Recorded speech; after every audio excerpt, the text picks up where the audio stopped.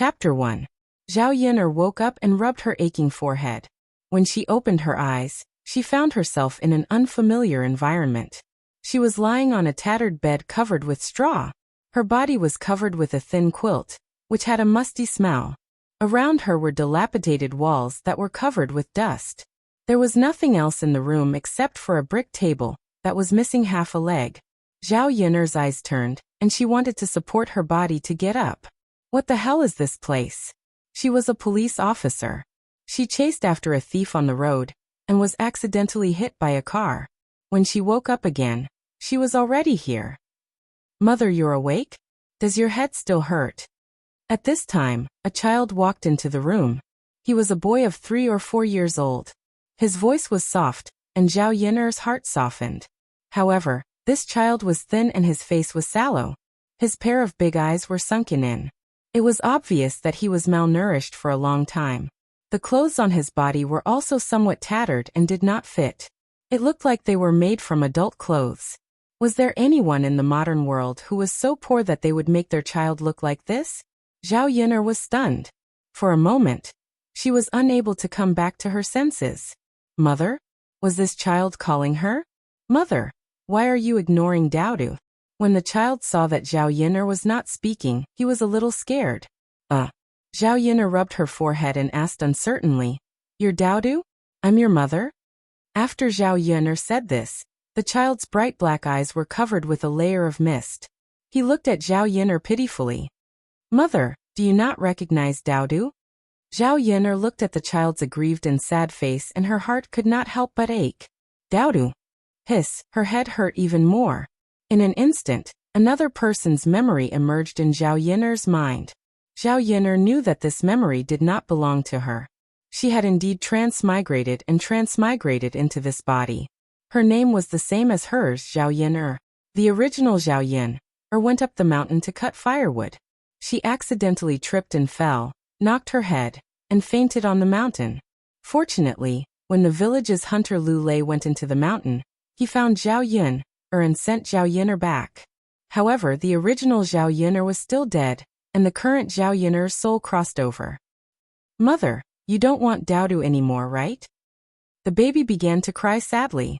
Zhao Yin'er's heart was also a little more sour. A child who was only a few years old, if he lost his mother, how pitiful would that be? Daodu, mother just had a headache and forgot a lot of things. How can I not want Daodu? Zhao Yin'er softly coaxed.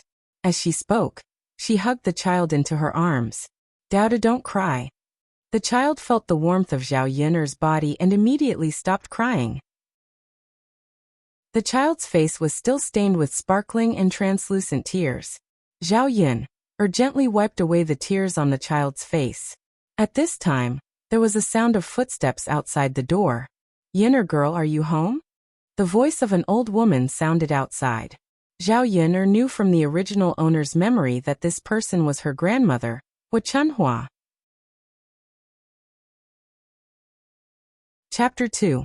Hearing Wuxia's voice, Daodu's delicate little face also became serious and his brows furrowed. Mother, great-grandmother is here again.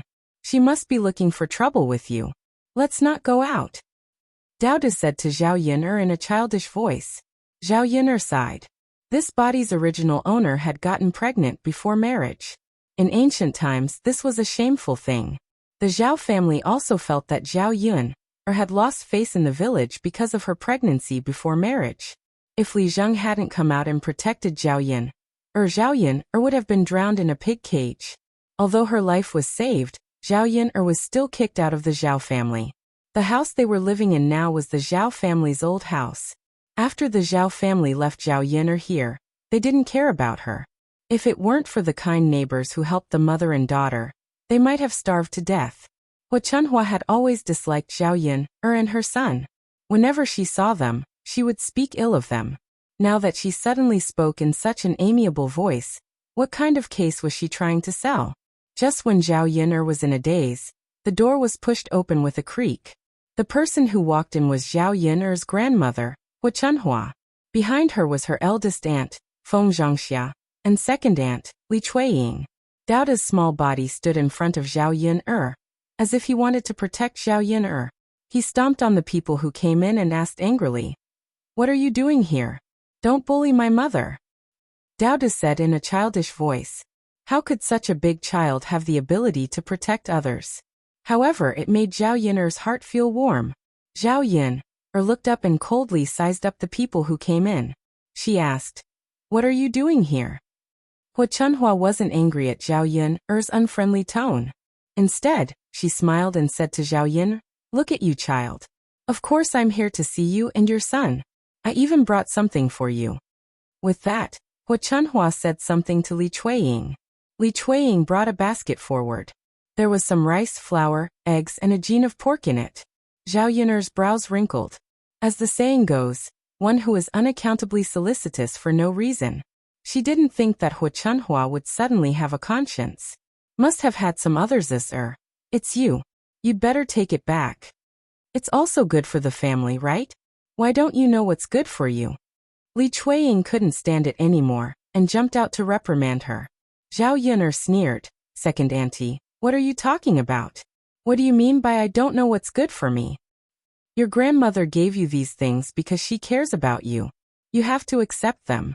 Zhao Yin'er's sneer became more intense. She didn't say anything and just stared at these people. She wanted to see what they were up to. Actually, I'm here today to discuss something with you. You're a descendant of our Zhao family. No matter what mistakes you've made, you're still a member of our Zhao family. So, I have to make plans for you. Hu Chunhua said a lot of things. She was playing the emotional card for Zhao Yin'er.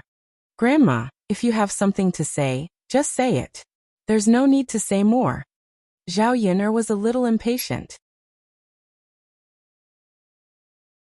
Chapter 3. Zhao Yin'er's eyes were instantly filled with a layer of coldness, and the corners of her lips curled into a sneer. She was wondering why Hu Chunhua had come over to curry favor for no reason. So this was what she had in mind. Without waiting for Hu Chunhua to continue persuading her, Zhao Yin'er coldly rejected her. "No way." As she spoke, Zhao Yin'er began to chase Hu Chunhua and the others out. Hu Chunhua immediately became anxious and couldn't help but scold. "You wretched girl. Are you trying to anger me to death? Aren't I doing this for your own good? Look, you're an unmarried girl with a child by your side. Do you know how many people are gossiping about you? Even our old Zhao family is being laughed at by so many people. If we give Daodu away, you're still young and can still find a husband." Li Chueying chimed in from behind. "That's right, Yin'er. Your grandmother is doing this for your own good. If we give Daodu away to a wealthy family, he'll be able to enjoy life there. When he becomes the young master of that family, he'll be served lavishly every day. It's not like we're selling Daodu away." Zhao Yin'er felt disgusted by the way the mother-in-law and daughter-in-law echoed each other. "Second aunt, since that's the case, why don't you send your Yang away to enjoy life? My Daodu and I are used to living a hard life. We don't need that," Zhao Yin'er replied coldly. The Yang that Zhao Yin'er was referring to was Li Chueying's precious eldest grandson, who was also the child of Zhao Yin'er's eldest cousin brother. He was about the same age as Daodu. Li Chueying didn't know what to say to Zhao Yin'er for a moment. When did this last become so eloquent? Li Chueying angrily complained to Hu Chunhua. "Mother, look, this damned girl doesn't know what's good for her." Hu Chunhua narrowed her eyes, and a glint flashed through her small eyes. She was thinking about how to persuade Zhao Yin'er. He hadn't noticed it before, but now he had calmed down. He increasingly felt that the Zhao Yin'er in front of him was like a different person. In the past, he had a soft personality. How would he dare to go against them? This time, he actually turned the sky upside down and quarreled with the elders. "Mother, if she doesn't listen when we talk nicely, then we'll snatch her. Just grab that little bastard." Li Chueying was also impatient, and she couldn't go on with Zhao Yin'er. Since Zhao Yin'er refused to listen to reason, then don't blame them for using force. Speaking of snatching the child, Daoda hid behind Zhao Yin'er in fear. His small body couldn't help but tremble because of fear. Zhao Yun'er's eyes became sharper and more vigilant. She shielded Daodu. Hu Chunhua also felt that they couldn't continue to waste time like this, so she nodded. They had to take this child back. The mother-in-law and daughter-in-law looked at each other. They were ready to take action. There were 3 of them, and Zhao Yuner was alone. It was naturally easy to snatch the child. However, Hu Chunhua and the others didn't expect Zhao Yuner to suddenly fly into a rage. They didn't know if it was because she was protective of her child, but her skills were very good. In a short while she knocked them to the ground.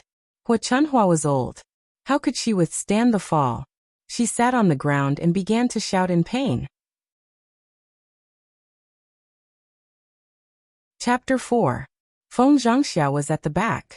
When she saw how powerful Zhao Yuner was, she didn't dare to step forward. However, she was also afraid that Hu Chunhua would scold her for not helping. Thus, she took advantage of the chaos and pretended to fall. The 3 of them sat awkwardly on the ground in Zhao Yuner's house. Zhao Yuner stood in front of them and said coldly, "I'll say this again. Don't even think about giving my Daodu away. As long as I'm here, don't even think about taking Daodu away.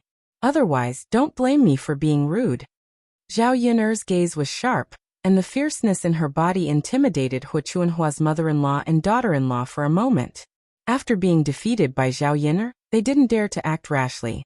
"Now scram," Zhao Yuner spat out these few words. There was no trace of politeness to speak of. Li Chuiying glared at Zhao Yuner unwillingly. However, she couldn't beat this damned girl at all. Feng Zhangxia had already gotten up, and helped Hu Chunhua up from the ground. "Mother, let's go back first. We'll think of something later." Hu Chunhua couldn't bear to be taken advantage of. She was helpless at the moment. However, she agreed with Li Chuiying's words. The mother-in-law and daughter-in-law left Zhao Yuner's house in a sorry state. Zhao Yuner stroked her chest and heaved a sigh of relief. Only then did she calm down. When she turned around, Daodu was already staring at her with his mouth agape. Zhao Yuner thought that her ferocity had scared Daodu. She couldn't help it. She just couldn't hold it in. So much so that she forgot that Daodu was still watching from the side. She was a police officer in her previous life. Needless to say, she was skilled. Not to mention a few women. Even if a few strong men came, they would not be a match for him. Back then, the training in the army was not for nothing. The corner of Zhao Yuner's mouth pulled out a smile, and she gently said to Daodu, "Daodu, what's wrong? Are you scared by mother?" Zhao Yuner felt a little guilty. No matter what the grudges between the adults were, she couldn't let a child see such a bloody and cruel scene. To Zhao Yuner's surprise, Daodu shook his head and revealed a row of canine teeth. "No, mother, Daodu just thought that mother was amazing just now. You beat the people who bullied us away. Will mother still be like this in the future?" The little fellow seemed to like her fierceness. However, Zhao Yuner knew that the 2 of them were used to being bullied. Zhao Yuner had never resisted like today. So Daodu also suffered a lot of bullying and grievances.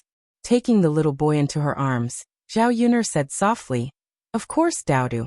Don't worry, with mother here in the future, no one will bully us anymore. Mother will beat them to a pulp." Daodu was amused by Zhao Yuner and giggled. "Mother, Daodu likes mother like this. Mother also likes Daodu. Then mother won't give Daodu away in the future, right?" The little boy was a little worried because of what Hu Chunhua and the others said. Zhao Yuner patted Daodu's head. "Of course not. No one can take Daodu away from mother. Daodu will never leave mother." On this side, while Zhao Yuner and Daodu were deeply affectionate, Hu Chunhua and her daughter-in-law were not in such a good mood. Especially Li Chuiying. Chapter 5. Hu Chunhua was also angry, and Li Chuiying's words made her even angrier. "That wretched girl. I've been too polite to her. I have to teach her a lesson." "But mother, we don't know where that girl got her skills from. We can't beat her. How did we get that bastard here?" Li Chuiying asked. "Of course we have to think of a way. Can't you use your brain and think about it?" Hu Chunhua said. Li Chuiying curled her lips and began to think hard. The reason why the mother-in-law and daughter-in-law were so persistent was that Daodu was too valuable to them. There was a rich family in the town. The rich old man couldn't give birth to a son, so he went to the various villages to look for boys. If they were sent to him to be his son, he would directly give him 200 taels of silver and some other benefits. In ancient times, 200 taels of silver was not a small amount. It was enough to buy a lot of things. 1 mu of land was only 7 or 8 taels of silver. However, the people in the countryside valued boys over girls, and the idea of boys carrying on the family line was very serious. Unless the family really couldn't survive, otherwise, they would never sell or give away the boys at home.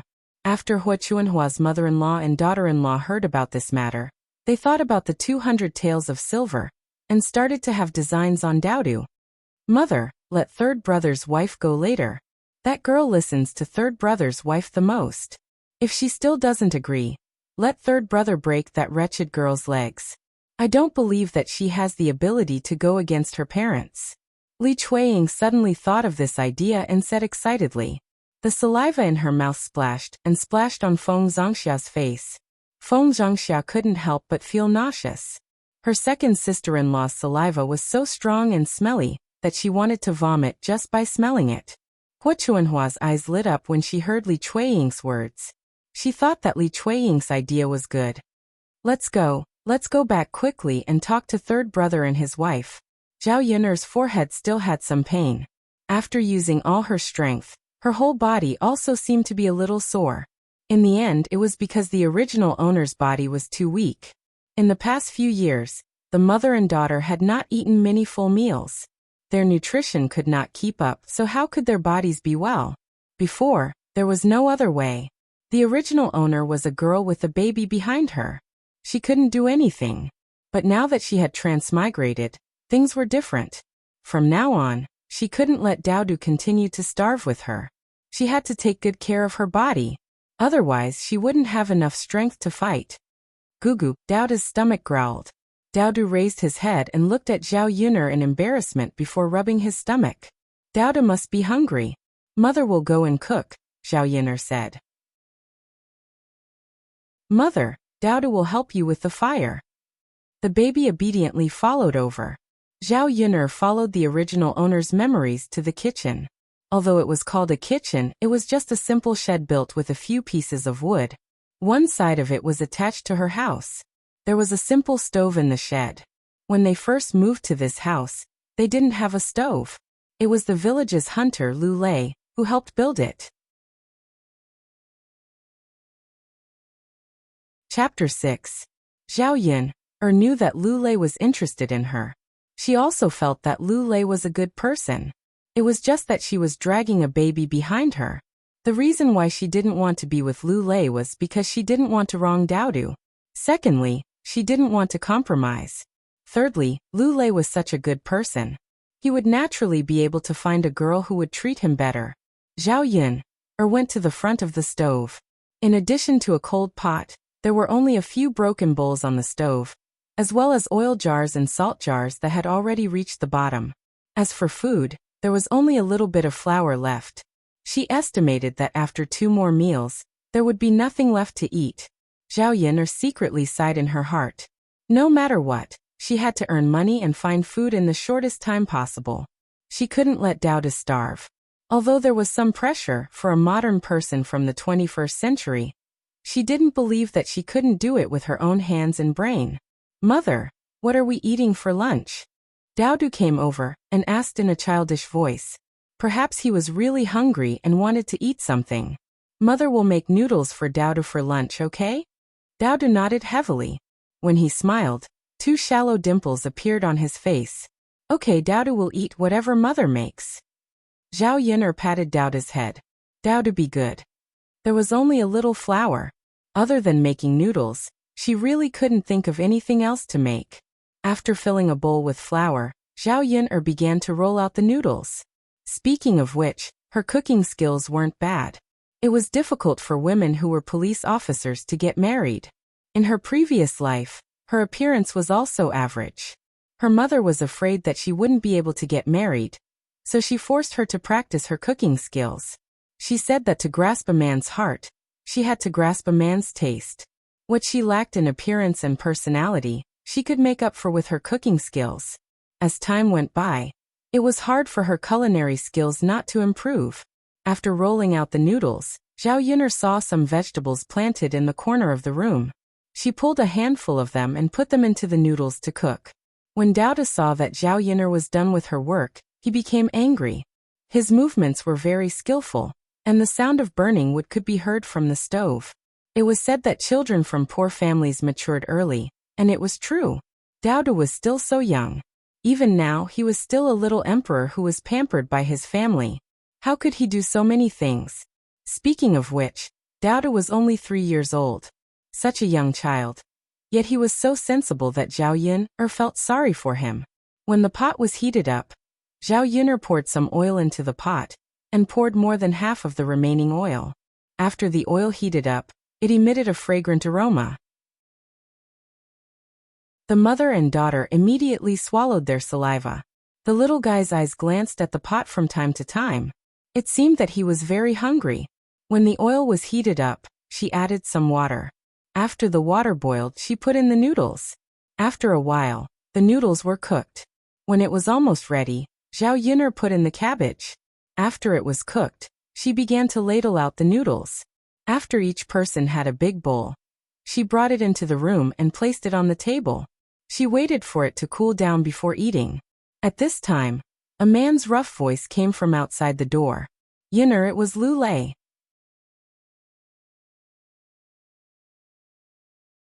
Chapter 7. Lu Lei was wearing a gray shirt. He was tall and sturdy, and his skin was a little dark. However, his healthy complexion gave off a sense of strength. His facial features were not bad. In modern times, a muscular man like him would probably be infatuated with many girls. Lu Lei saw Zhao Yun sizing him up, and his cheeks couldn't help but turn red. Lu Lei called out softly, reminding Zhao Yun. Zhao Yun came back to her senses. Facing Lu Lei's fascinated gaze, she felt a little embarrassed. Thus she said, "Brother Lei, are you here for something?" Lu Lei nodded. "Yes, I went into the mountains today. I was lucky and encountered a lot of prey. Yinner, I brought this pheasant to you. You stewed some soup for yourself and doubted to nourish their bodies." In ancient times, hunters like Lu Lei relied on selling prey to make a living. Their village was called Shuilan Village, and it was next to a large mountain. Usually there were many wild beasts on the mountain, and it was very dangerous.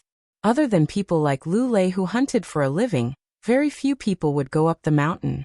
Even if they went up the mountain, they would only go around the foot of the mountain to chop some firewood. They wouldn't go into the mountain. Thus, the prey on the mountain could be sold for a good price. Looking at the pheasant in Lu Lei's hand, it was probably worth a few dozen copper coins. It wasn't a small amount in the countryside. Thus Zhao Yun refused. "Brother Lei, you can sell this pheasant to the town later. Daodu and I don't need it." "Yunner, it's okay. A few dozen copper coins won't make a difference. The wound on your forehead hasn't healed yet, so you need to nourish it well. Daodu is still young, and he's still growing. Don't be so polite with me. Since I'm giving it to you, I'm not thinking of taking it back," Lu Lei said very seriously. Zhao Yun also knew that Lu Lei said these words from the bottom of his heart. Zhao Yun thought about it. Lu Lei was right. Needless to say, Daoda's body was still growing, so he needed to replenish his nutrients. She will keep this pheasant for now. She will remember Lu Lei's kindness. When she makes money in the future, she will repay Lu Lei's kindness. "Okay, Brother Lei, I'll accept it. Thank you." Zhao Yun smiled at Lu Lei. The shallow dimples at the corner of her mouth were very beautiful. Lu Lei saw the brilliant smile on Zhao Yun's face, and her beautiful eyes curved into crescent moons. Zhao Yun was 18 years old today. She was considered the most beautiful girl in the entire village. Her facial features were very delicate and pretty. If it wasn't for the fact that he was so skinny that his skin was a little sallow, he would be even more charming. Therefore, she looked very beautiful when she smiled. Lu Lei felt that his heart was beating faster, and his face was flushed red with embarrassment. He stuttered a little as he replied, You're welcome. Brother Lei, are you thirsty? Do you want to come in for a drink?" Zhao Yun invited him. "There's no need, Yinner. If a man like me enters your house, you'll be gossiped about." Lu Lei hurriedly refused. In this village, there were many gossipy old women. If people knew that he entered Zhao Yun's house, who knew what kind of things he would be said about him? He didn't care. A man like him was thick-skinned, so it wasn't a big deal to be scolded. However, Zhao Yun'er was different. Chapter 8. Zhao Yun'er was stunned. She didn't expect a man like Lu Lei to be so considerate and think so much for her. Brother Lazy, wait for a while. I'll get a bowl of water, Zhao Yun'er said. As Zhao Yun'er spoke, Lu Lei saw the thin figure turn and enter the dilapidated house. After a while, she came out with a big bowl of cold water. Brother Lazy here. Zhao Yun'er smiled and handed it to Lu Lei. Lu Lei took it and drank it in 2 or 3 mouthfuls. After wiping the water from the corner of his mouth, he smiled at Zhao Yun'er. At this moment, his heart was filled with happiness that he had never felt before. Not far away, Qin Hailan, who came back from picking vegetables in the vegetable garden, saw this scene and made a hissing sound. Hey, are the two of you together? Look at you, your relationship is quite good. From afar, you look very compatible. Zhao Yun'er frowned and was a little unhappy. She glared at Qin Hailan.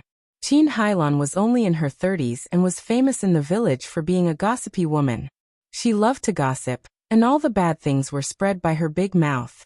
She lived not far from Zhao Yun'er and could be considered a neighbor.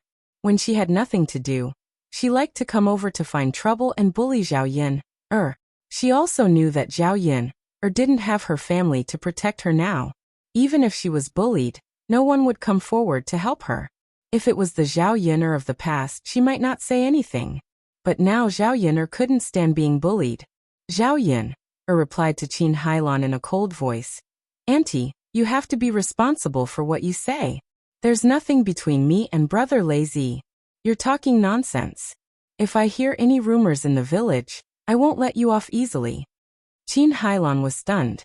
She didn't expect that Zhao Yun'er, who usually listened to her words, would know how to resist at this time. What the hell? Lu Lei hurriedly added. That's right, Auntie. You can't talk nonsense. Yun'er and I are innocent. If your words are heard by the people in the village, won't it just ruin Yun'er's reputation? Qin Hailan was not a kind person either.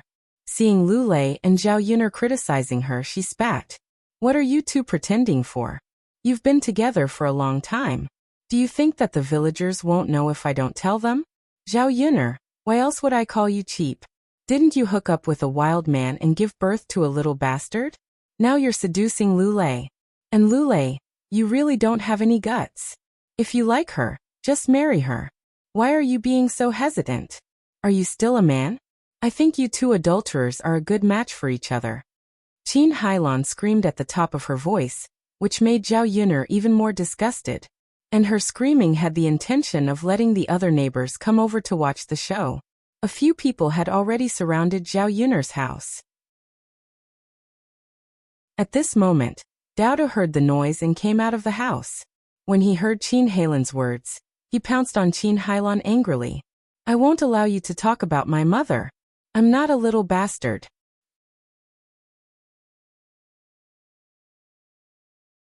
Chapter 9. Zhao Yun'er's heart tightened. She hurriedly ran over and picked up Dowdo from the ground.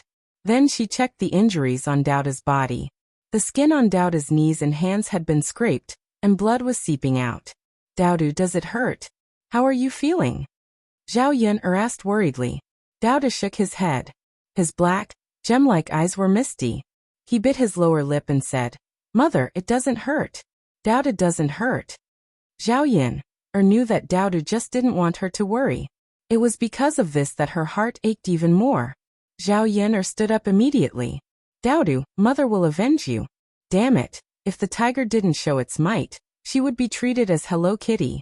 Zhao Yun'er glared at Qin Hailan as if her eyes were about to spit fire. Being stared at by Zhao Yun'er like this, Qin Hailan felt a little scared for a moment. At this moment, some villagers came over. How can you bear to hit a child like this? Zhao Yun'er questioned. That little bastard hit me first. Don't tell me I can't fight back? Zhao Yun'er sneered.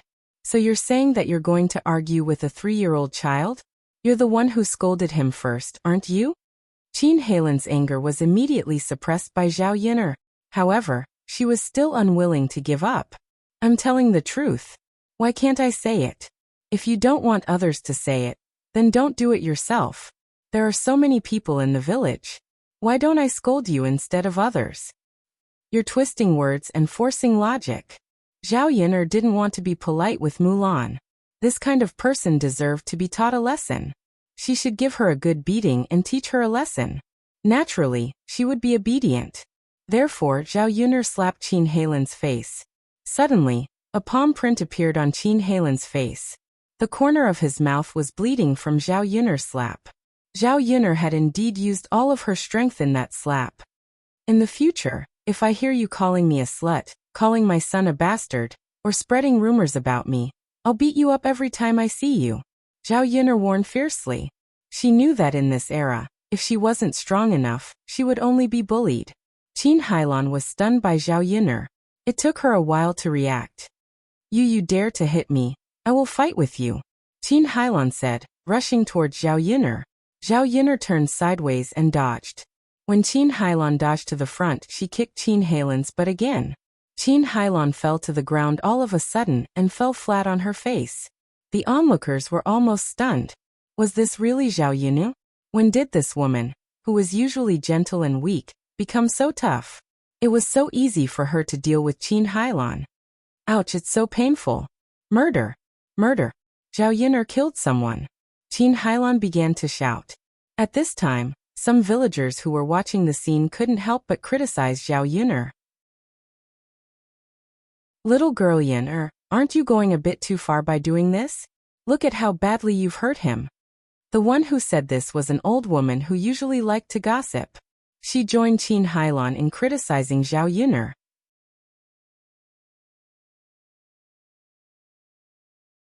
Chapter 10. What's so interesting about that? I'm just telling the truth. Haha, the truth? I'm just giving her an eye for an eye, a tooth for a tooth. Why don't you talk about how badly my Daodu was hurt? He's only 3 years old. As Zhao Yun'er spoke, she pulled Daodu to the front of the onlooking villagers. The injuries on Daodu's body were a little shocking. How could they do such a thing to a child and injure him to this extent? Everyone sympathized with the weak, and these villagers were naturally the same. Seeing that Daodu was seriously injured, they all felt sorry for this poor child. Sigh, how could she hurt a child? Is she still human? That's right, no matter what an adult does, she can't be calculative with a child. And he's only 3 years old. If his injuries were more serious, wouldn't he lose his life as well? Is this even something a human would do? More and more people were criticizing Qin Heilan. The old woman, who was originally defending Qin Heilan, did not know what to say anymore. Qin Heilan was taught a lesson by Zhao Yun. In the eyes of these villagers, Qin Heilan deserved it. If someone else bullied their child like this, wouldn't they fight with their lives on the line? Zhao Yun was also very grateful for the words of these villagers. Holding Daodu's hand, she bowed to the crowd and said, "Thank you for speaking up for justice. We don't like to cause trouble, but if someone comes to bully us, I'm not someone to be trifled with." Today, Qin Heilan's fate was a warning to the crowd. It could also be considered as letting these people know how powerful she was. When today's matter spread, Zhao Yun'er predicted that she might become famous in the village. After watching the show, the villagers left one after another. Qin Heilan was also helped back by others. Zhao Yun'er's door was suddenly quiet. Lu Lei stood at the side, feeling a little complicated. When he looked at Zhao Yun'er, there was a little more heartache in his eyes. Zhao Yun'er seemed to have suddenly changed into a different person. He knew that it was all because of reality. If she wasn't strong enough, she wouldn't have allowed Daodu to suffer such grievances today. Qin Heilan might even spread rumors about the two of them. Instead, he taught Qin Heilan a lesson, and Qin Heilan behaved herself. "Yun'er!" Lu Lei called out to Zhao Yun'er. Zhao Yun'er raised her eyes, and the two people's eyes met. "Brother Lazy, what's wrong?" Zhao Yun'er asked. "Yun'er, you." Lu Lei really wanted to ask if Zhao Yun'er was willing to marry him. After marrying him, he would definitely do his best to protect the two of them. He would not let them suffer any grievances, nor would he let them go hungry. But when the words were at the tip of his tongue and he looked into Zhao Yun'er's eyes, he suddenly choked on his words and couldn't say anything. "Brother Lazy, what about me?" Zhao Yun'er asked in confusion. Lu Lei's lips curled into a smile. In the end, he still didn't have the courage to say it. Nothing. I just wanted to say that you should quickly help Daodu into the house and wipe Daodu's wound. I'm a man. I won't go in. Zhao Yuner nodded. Okay, brother Lazy. Then you should go back. Be careful on the road. Also, thank you for the pheasant.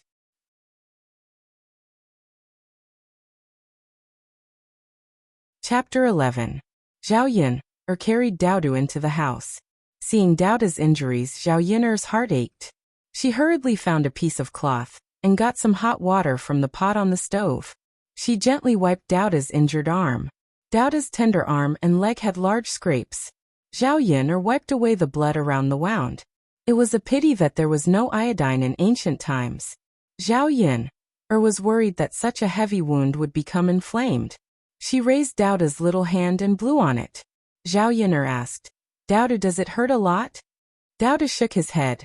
Mother, don't worry about me. It doesn't hurt. Daodu is fine. Silly child, how could it not hurt? Mother will blow on it for you. Daodu's little face had traces of tears, but he was smiling happily. Daodu, look at your scrapes. How can you still smile? Mother, it's because Daodu is happy. Daodu likes it when Mother scolds people. This way, no one will dare to bully us. Mother wasn't like this before. Daodu said in a childish voice. Zhao Yun felt sad when she heard this. If she was as weak as the original owner, she would have been bullied to death today. Daodu would have suffered for nothing. Of course. Mother will protect Daodu well. Come Daodu, you must be hungry. Mother will feed you. Zhao Yun said as she brought over the cold noodles from the table. Mother, you eat too. Daodu can eat by himself. Daodu said with a serious face. Looking at Daodu's tender little face, Zhao Yun's heart warmed. Heavens, how can there be such a sensible child? If this was the 21st century, it would be impossible to find such a person, right? In her previous life, she was an old leftover woman. She did not even have a man, let alone a child. However, she was also very fond of children. In this life, Daodu was such a sensible child. It could be said that the heavens had given her a gift. It's okay, Daodu should finish eating first, then Mother will eat. Mother isn't hungry anyway. Daodu's hand is injured, so Mother wants to feed him. Dodo didn't refuse again. She smiled happily, and the corners of her mouth curved into a brilliant smile. Mother, the noodles you made today are really delicious. Really? Daodu has never tasted such delicious noodles before. Zhao Yun looked at the noodles with a few cabbage strands in the bowl. In fact, it was already very vegetarian. It was just a few more drops of oil than usual. Daodu, trust me, I'll make even better food for you later. Look, your Uncle Lu even sent us a chicken. Mother will make chicken soup for you to drink tonight. Daodu's smile became even brighter. After lunch, Zhao Yun started to get busy at home. Now that the four walls of the house were bare, it wouldn't do. She had to decorate the house. This bed was actually made of wood and mud bricks. Not to mention a quilt, it didn't even have a cushion. It could only be covered with a layer of straw and covered with a thin, moldy quilt. Zhao Yun carried the blanket out. She couldn't stand the moldy smell. The house was so damp because the roof was leaking in several places. It was fine on normal days, but when it rained, the roof would leak in. Mother. Daodu saw Zhao Yun come out and stuck to Zhao Yun.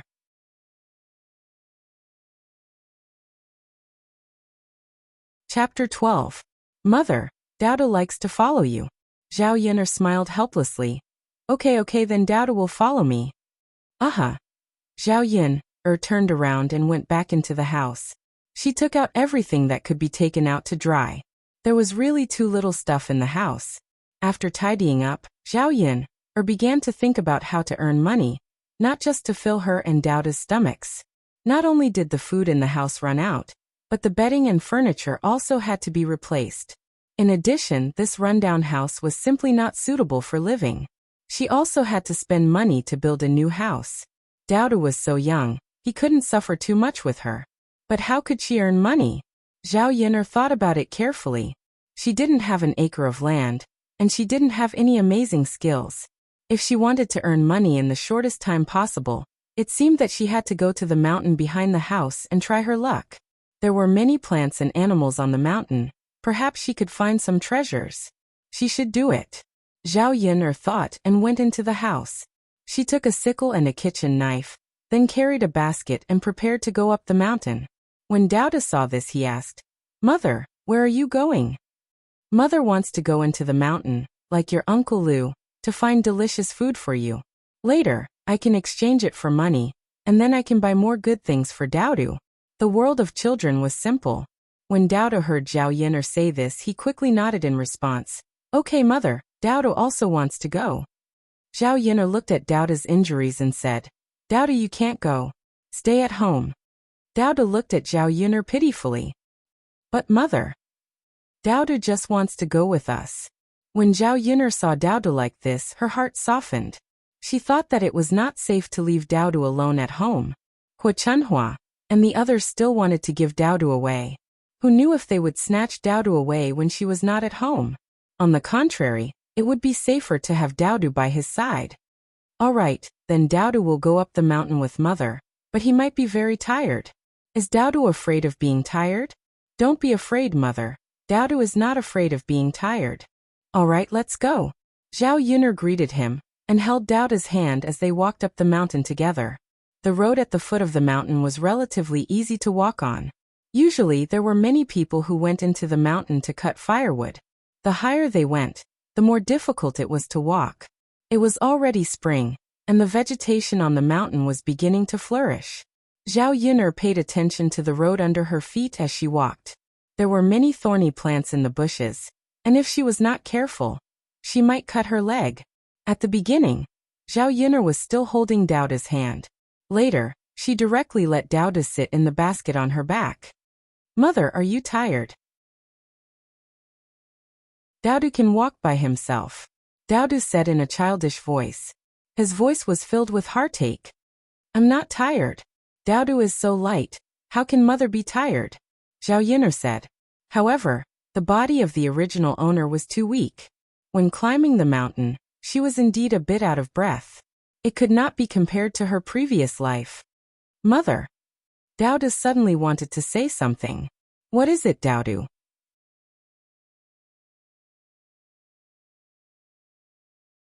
Chapter 13. Dao still remembered what Mulan had said today. Children were more sensitive. Zhao Yun'er didn't know how to reply to Dao's question. Just who was Dao's father? Zhao Yun'er searched through the memories of the original owner of this body, but she didn't have any recollection of it. Perhaps it was because the original owner of this body felt humiliated, so she chose to forget about it. "I don't know about your father either. But don't worry, Dao. I'll find you a tall, handsome and rich father in the future, all right?" Dao thought about it before replying solemnly, "All right. Everyone else has a father. Dao also wants one. Mother, you have to find Dao a father as soon as possible." Zhao Yun'er rubbed her forehead, feeling a bit pressured. It was all her fault. She had to think of ways to earn money and find a father for Dao. Where was she going to find a tall, handsome, and rich father? "All right. I'll find you a father as soon as possible." Zhao Yun'er squeezed out a smile. However, she was cursing Dao's father inside. Just who was that scum? He ran off after sowing his seed, leaving the original owner and Dao to suffer. It was best if she didn't run into a man like that. Otherwise, she would definitely teach him a lesson. Naturally, she wouldn't let Dao reunite with him either. Just after Zhao Yun'er cursed, in a courtyard in the capital, a handsome man sneezed several times in a row. His subordinate couldn't help but say, "Gongzi, these days the weather is still relatively cold. At night, cover yourself with a quilt. Don't catch a cold." The handsome man raised an eyebrow slightly. "I know. Mo Yan, you're becoming more and more naggy. You're just like a housewife." Zhao Yun'er carried Dao into the mountains. After walking for a while, they had some gains. There weren't many other things in this mountain, but there were still a lot of wild vegetables. Other than a rundown house, there was not a single piece of land in the house. They could only casually plant some seeds in the corner of the house and grow some small vegetables. These wild vegetables were good for stir-frying or spooning. In modern times, they couldn't be bought with money. However, Zhao Yun'er discovered that she was not as skilled as Lu Lei to get some game. The pheasants and rabbits in the mountains ran very fast. Without a bow and arrow, it was impossible to catch them. Mother, look, there's a bird's nest on the tree. Daodu raised his head and looked at the tree, seemingly very happy. Children like small animals, especially birds. Mother, there are little birds flying out. Hearing Daodu's childish voice, Zhao Yun also looked up at the tree and saw a pigeon's nest. The pigeon had been alarmed by Zhao Yun'er and Daodu, so it immediately flew out of the nest. Zhao Yun'er suddenly thought of something. She put down Daodu and said to Daodu, Daodu, mother will go to the tree. I'll get some bird eggs for you. Pigeon eggs were similar to chicken eggs. They tasted quite good when cooked or stir-fried. Now that Zhao Yun'er and Daodu could not eat chicken eggs, they were a rare thing in the countryside. They were usually saved up to exchange for silver or to nourish their bodies. Okay. Daodu smiled resplendently. Mother, be careful when you climb the tree. Don't fall.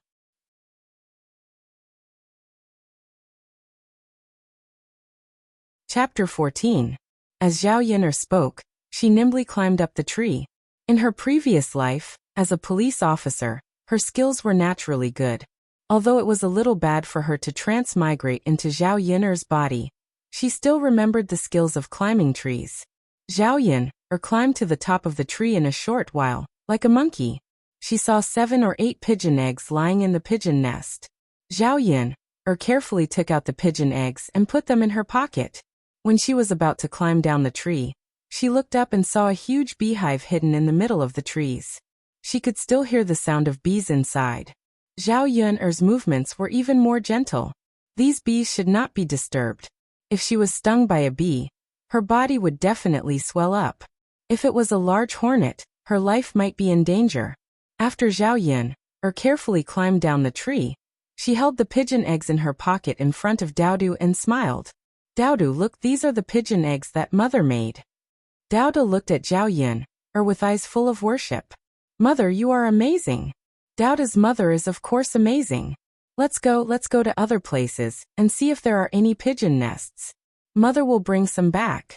And then, the mother and son walked through the forest, not afraid of danger. The reason why no one came to this mountain was because there were indeed some wild beasts. Another reason was that there were rumors that there were man-eating demons deep in the mountains. Therefore, no villagers dared to enter the mountains. It was also because of this that some of the wild resources in the mountains were not touched. Along the way, Zhao Yun'er saw a lot of pigeon nests. There were a total of 40 to 50 pigeon eggs and 3 pigeons. These pigeons were similar to chickens.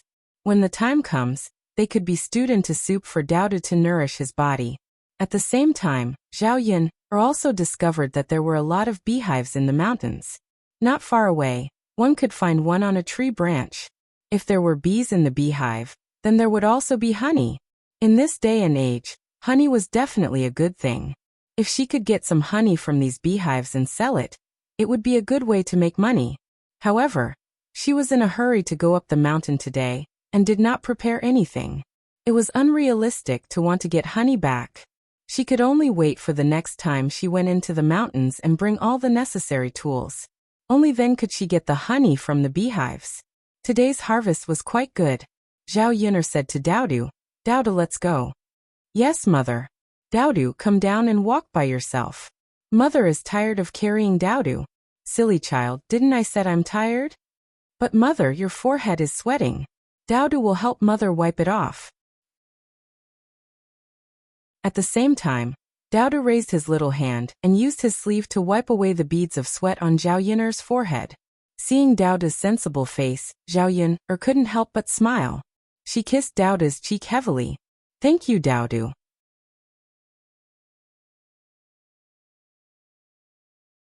Chapter 15. These people were Zhao Yun'er's parents, Zhao Wenhua and Liang Jinxiao, as well as her older sister, Zhao Ping-er. In the original owner's memories, her parents were quite good to her, but their temperaments were a bit soft. Especially the original owner's father, who was a bit blindly filial and listened to Hua Chuanhua's words. If it weren't for the original owner's parents' temperament being a bit soft, the original owner wouldn't have had such a hard time these past few years. Nyangqin, it's grandmother, grandfather, and aunt. Dao said in a childish voice. Anan, I don't know why your grandmother, grandfather, and grandfather are looking for us. Zhao Yin'er's mouth was muttering, but her heart had a bad premonition. When Zhao Yin'er walked over, Zhao Wenhua and Liang Jinxiao stepped forward and said to Zhao Yin'er with a smile, Yin'er, you're back. Why weren't you home just now? Where did you go? Without waiting for Zhao Yin'er to speak, Zhao Ping's sharp eyes saw that Zhao Yin'er's basket was filled with good things. A somewhat shrill voice called out, Nyangqin, she must have gone up the mountain. There are pigeons and pigeon eggs in the basket. Zhao Yin'er glanced at Zhao Ping'er. Zhao Ping'er was only 19 years old, not much older than Zhao Yin'er. Although they were born from the same mother, Zhao Ping'er had a birthmark on her face, which affected her overall beauty, so she couldn't find a good marriage partner and still stayed at home at such an old age. In ancient times, a 19-year-old girl was an old girl. If she stayed at home, people would gossip. Zhao Ping'er and Zhao Yin'er were not on good terms since they were young. She was picky and didn't like Zhao Yin'er, but she was close to the other cousins. When the original owner got pregnant before marriage, she made a lot of sarcastic remarks in front of the original owner's parents. Zhao Ping'er also contributed a lot to the original owner's suffering these past few years. Big sister, I'm going up the mountain. What does it have to do with you? Am I bothering you? Is it necessary for you to shout so loudly in front of father and mother? Zhao Yin'er replied snappily. Zhao Ping'er was also very indifferent to this. Mother, look at what she's saying. Zhao Ping'er didn't expect Zhao Yin'er to talk back. She complained to Liang Jinxiao angrily.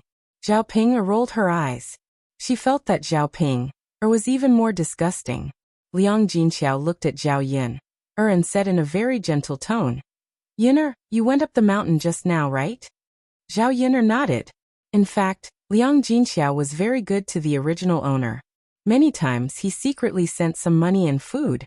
Zhao Yin'er was not an unreasonable person. She would be good to whoever was good to her. If someone was bad to her, she would naturally not be polite. Yin'er, you can't casually go into the mountain. It's dangerous. If something happened to you, mother would be worried to death. Liang Jinxiao held Zhao Yin'er's hand and said, Mother, I'm fine. I can take care of myself. I'm not a child. In order to let Dao eat and wear warm clothes, I have to go into the mountain to find something good. Liang Jinxiao looked at Zhao Yin'er and sighed.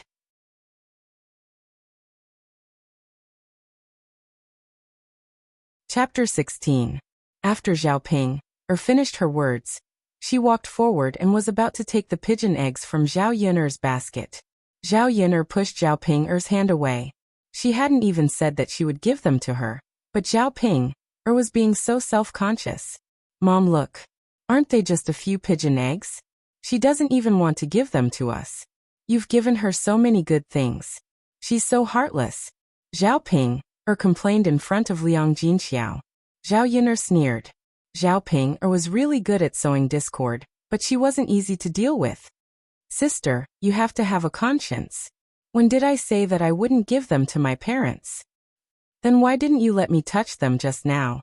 Isn't it because you don't want me to take them? Sister, you're really good at reading minds. How did you know what I was thinking? Zhao Yin'er said coldly. You? Zhao Ping'er glared at Zhao Yin'er angrily. Why didn't she realize that Zhao Yin'er was so eloquent before? She seemed to have changed into another person all of a sudden.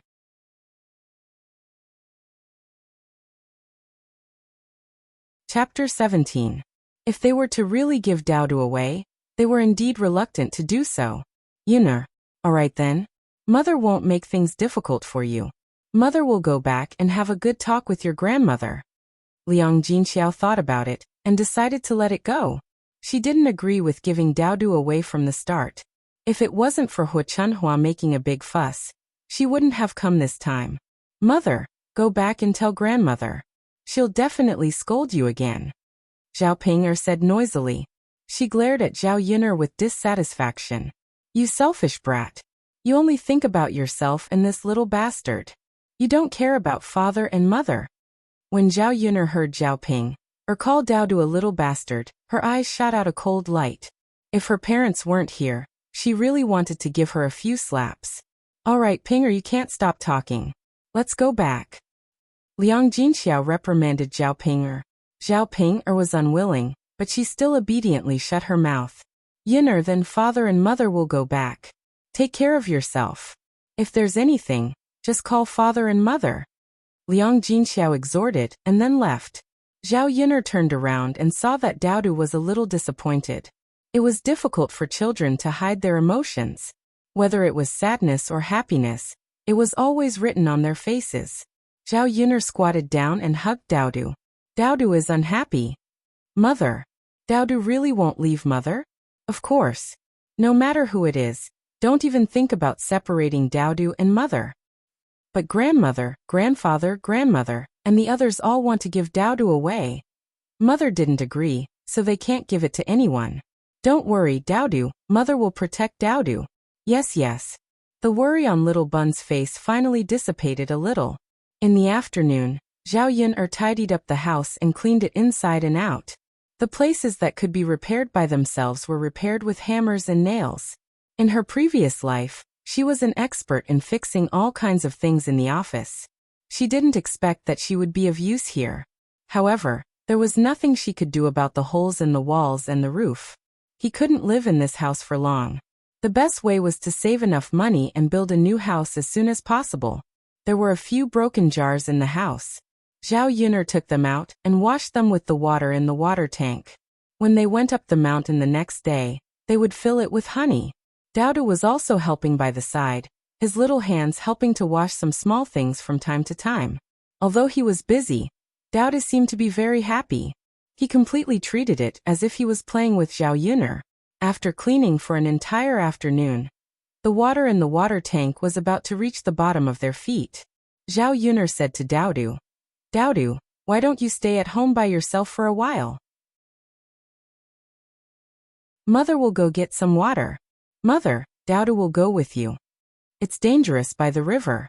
Daodu can stand by the river later. Can he stand a little further away? Okay, Daodu will listen to mother. Okay. Just as Zhao Yin'er was about to leave, she saw a 16 or 17-year-old boy walking towards her house. The boy had delicate features and was almost 1.8 meters tall. However, he was too thin. In this era, children didn't eat well when they were growing. The person who came was none other than Zhao Yin'er's younger brother, Zhao Tianan.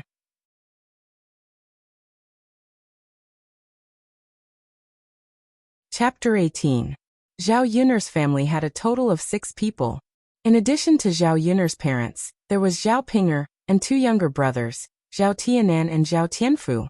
Zhao Tianan was 16 years old, and Zhao Tianfu was only 8 years old this year. These 2 younger brothers were closer to her, especially Zhao Tianan. When he had nothing to do, he would come over and help her. Seeing Zhao Yin'er carrying a bucket of water, Zhao Tianan hurriedly took it. He said, Second sister, I'll go fetch the water. You rest. Usually, Zhao Tianan came to fetch water many times, and Zhao Yin'er did not refuse. Now that she had transmigrated, the body of the original owner was weak and did not have much strength. Naturally, she could not compare with Zhao Tianan, a 1.8-meter tall young man. After Zhao Tianan carried the water a few times, he filled the water tank to the brim. However, there was a layer of sweat on his forehead. Zhao Yin'er handed over a handkerchief. Come, Tianan, wipe the sweat on your head. Are you tired? Zhao Tianan took it and wiped it. A smile appeared on his young face, revealing his cute little canine teeth. Second sister, it's okay. I'm not tired. If you're not tired, why are you sweating so much? Sit down and rest. Second sister will pour you some water to drink. Zhao Yin'er said, then turned to the table and poured a glass of water for Zhao Tianan. Zhao Tianan smiled shyly. Thank you, second sister. Why are you thanking me? Second sister should be thanking you. Second sister, we're a family. This is what I should do. Zhao Yin'er's lips also showed a smile. Zhao Tianan's words warmed her heart. In fact, as Zhao Tianan said, a family should support and help each other. Instead of treating her like the original owner's grandmother, Zhao Tianan did not rest for a while. He got up and wanted to help Zhao Yin'er. Second sister, I'll go chop some firewood for you, Zhao Tianan said. You just rested for a while. You don't have to chop today. Zhao Yun'er felt sorry for Zhao Tianan. It's okay, second sister. I'm not tired. I'm a man. If I can't do such a small thing, I'll be laughed at, Zhao Tianan said seriously, but Zhao Yun'er suddenly laughed. You're only 16 years old. In her eyes, he was really just a little brat. Second sister, I'm a man at 16 years old. Some of the people in our village who are around my age are already married, Zhao Tianan continued. This was ancient times. Unlike modern times, people got married very early. Most girls could get married at the age of 14. It was normal for boys to marry at 16 or 17 years old. However, Zhao Yun'er was a person of the 21st century. In Zhao Yun'er's mind, there were some things that she could not accept. Zhao Yun'er joked, Tianan, other people are married. Do you want to get married? How about big sister help you find a good girl and let you marry a wife? Zhao Tianan's face suddenly turned red.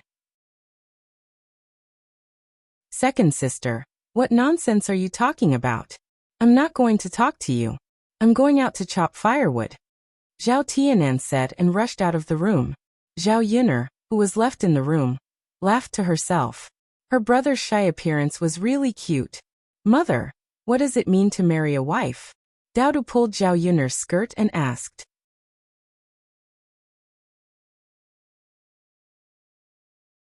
Chapter 19. Daodu nodded as if he didn't fully understand. Then he asked in a soft voice, Mother, will Daodu also get married in the future? Zhao Yun'er nodded. Yes, when Daodu grows up, Mother will also find a beautiful wife for Daodu. Daodu can't get married now? Daodu asked in a soft and cute voice. Zhao Yun'er was amused by Daodu's words. What, Daodu is still so young? Could it be that he's already thinking about getting married? Eldest uncle is getting married. Daodu is also getting married. Pfft, Zhao Yun'er laughed and tapped Daodu's little nose. You're really shameless. You're still so young, no one will marry you. You can only wait until you're as tall as uncle before you can get married. Oh, then Daodu will work hard to grow taller. Okay, I'll wait for Daodu to grow taller. Mother will go cook now. Your Uncle Lu sent the chicken over. Mother will stew some soup for you. It was time to make dinner, so Zhao Yun'er had to go prepare. After a busy afternoon, her stomach was indeed a little hungry. Daodu nodded excitedly. Mother, Daodu will also go help. Okay. Zhao Yun'er went to the kitchen. The pheasant had already been plucked in the afternoon. Its belly was cut open, and it was washed clean. Pheasants were not as small as domestic chickens, and the one that Lu Lei sent was only a little more than a jean. Zhao Yun'er chopped the pheasant into small pieces, so that it would be easier to eat when it's ready to be taken out of the pot. She deliberately kept the two big chicken legs well, as children generally like to eat chicken legs. She put the chopped pheasant into the pot, filled it with water, and added a few pieces of ginger, then started the fire to cook it. Daodu skillfully lit a torch in the cave and stewed for about half an hour. The stove was already emitting a thick white smoke, and the fragrance of the chicken soup was also emitting. Zhao Yun'er's body hadn't eaten anything good in a long time, so when she smelled the chicken soup, she couldn't help but swallow. Daodu's big and bright eyes stared at the pot, as if he was very eager to drink the chicken soup as soon as possible. Zhao Yun'er was also attracted by Daodu's cuteness. In the modern era, children think of chicken soup as a good thing. They preferred snacks, potato chips, Kentucky Fried Chicken, McDonald's, and the like. Second sister, I'm done. Zhao Tianan walked in and said to Zhao Yun'er. Daodu said Daodu's SS head. Looking at the firewood outside the door, Zhao Yun'er had a smile on her lips. Thank you for your hard work, Tianan. Hee, it's not hard at all. Daodu, I'll go back first. It's almost time for dinner.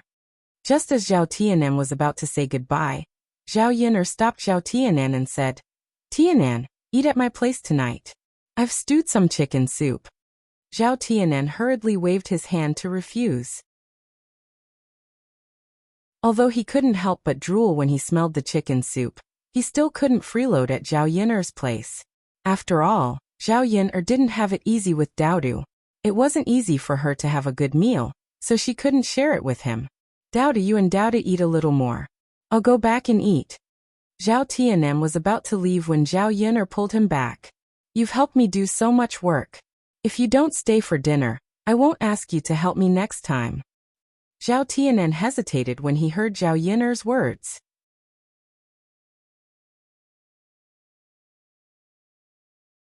Chapter 20. Okay. You go to the room and rest first. Second sister will be done soon. Zhao Tianan responded, but he still seemed a little embarrassed. The chicken pieces in the pot were almost stewed until they were a little soft. Zhao Yun'er added 10 pigeon eggs to it, and then began to roll out the noodles. Just drinking the chicken soup was definitely not enough to fill the stomach, and the chicken pieces were so small.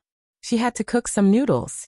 When the noodles were rolled out and the chicken soup was ready, Zhao Yun'er filled some chicken soup and chicken pieces to eat tomorrow.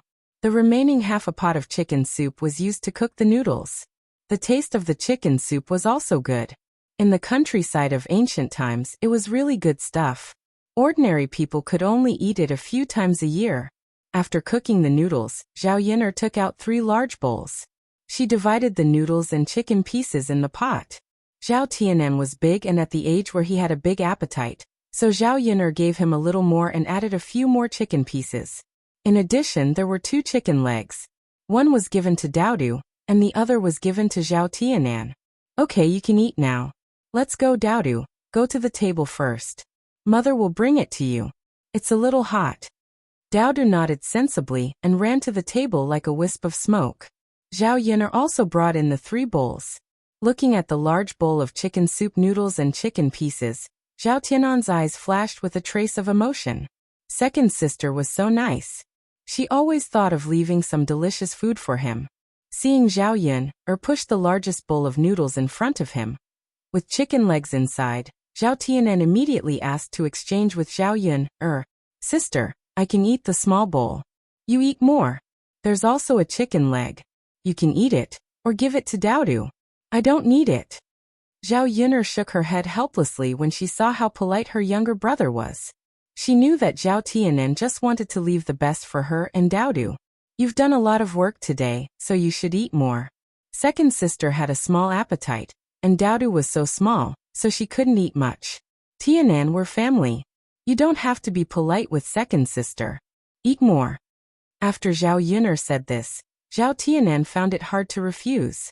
With a shy smile on her face, she nodded and began to eat. Zhao Tianan hadn't eaten meat for a long time. The delicious taste of the chicken soup and the refreshing texture of the noodles made Zhao Tianan gulp them down quickly. Seeing Zhao Tianan wolfing down the food, the smile on Zhao Yun'er's lips deepened, and at the same time, there was a trace of sadness. Tianan, eat slowly. Don't choke. Zhao Yun'er reminded Zhao Tianan. Zhao Tianan paused and looked at Zhao Yun'er with some embarrassment. Yes, I know, second sister. It's just that your noodles are so delicious that I couldn't help but eat faster. Seeing Zhao Tianan's blushing face, Zhao Yun'er smiled. Second sister isn't blaming you. Why are you explaining? If you like it, second sister will make some other delicious food for you. Tomorrow bring Tianfu over. Second sister also caught pigeons and stewed soup for you. Second sister. That's not good. I can eat 1 or 2 meals, but I can't always eat at your place. Zhao Yun'er patted Zhao Tianan's shoulder. It's okay. Don't you always help second sister with her work? We're family. You always refuse to be polite like outsiders. Second sister doesn't like it.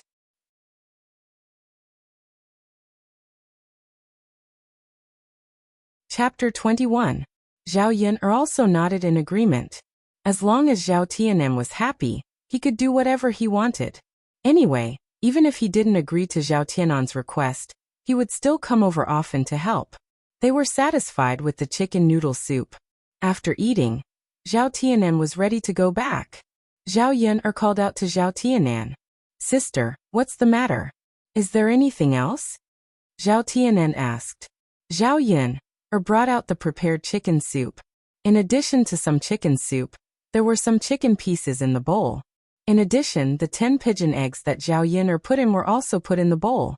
Zhao Yun'er handed it to Zhao Tianan and said, Tianan, take this back and let Dad and Mom eat it. Zhao Tianan hesitated whether to take it or not. Second sister, you can eat it yourself. You don't have to give it to us, right? It's okay. Second sister has delicious food here. Take it back and let dad and mom eat it first.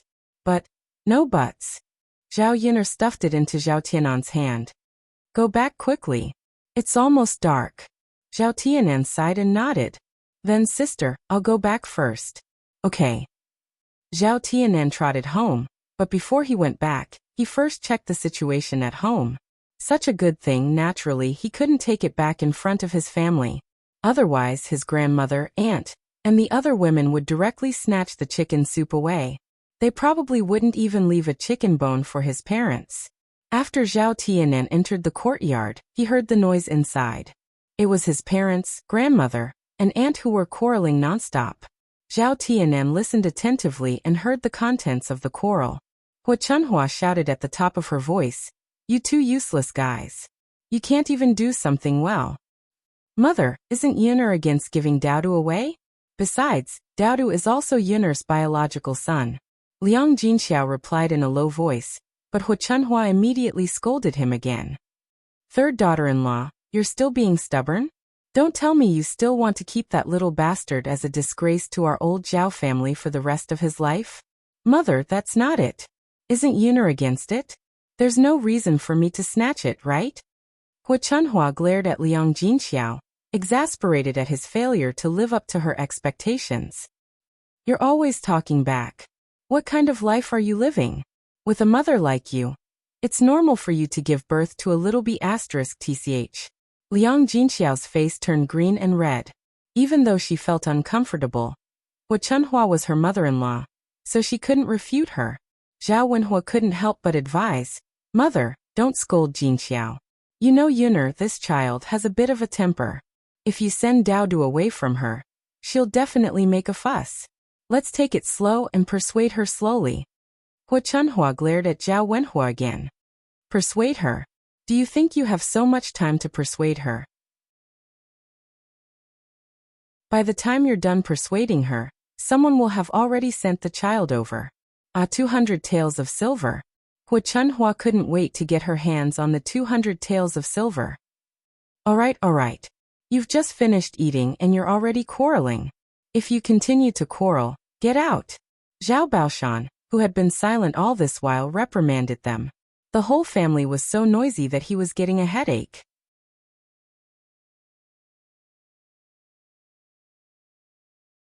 Chapter 22. Zhao Baoshan took out his tobacco pipe and started smoking. White smoke rose in the room.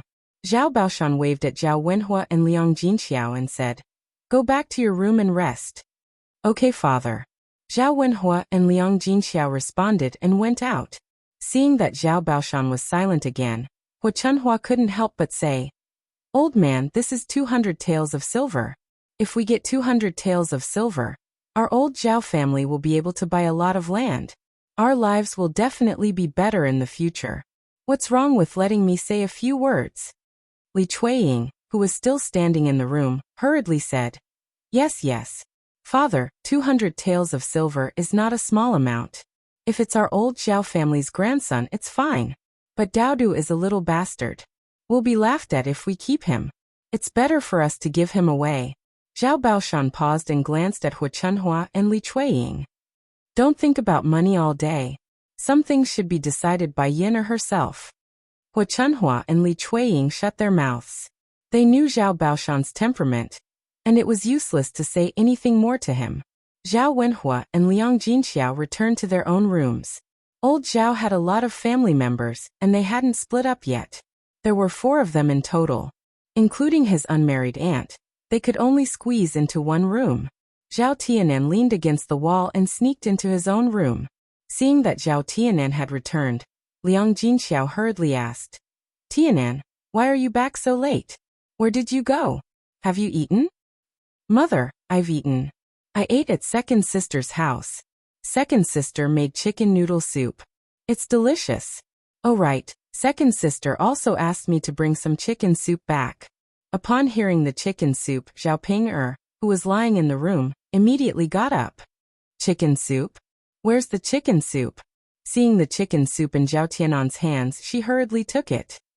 Give it to me, Give it to me. Eldest sister, this is for father and mother, Zhao Tianan mumbled, afraid that Zhao Ping'er would finish it alone. Liang Jinxiao frowned and said, Tianan, it's not easy for your second sister's house to have something good. Why are you still eating and taking? Give it back to your second sister later. Mother, it was second sister who forced it on me.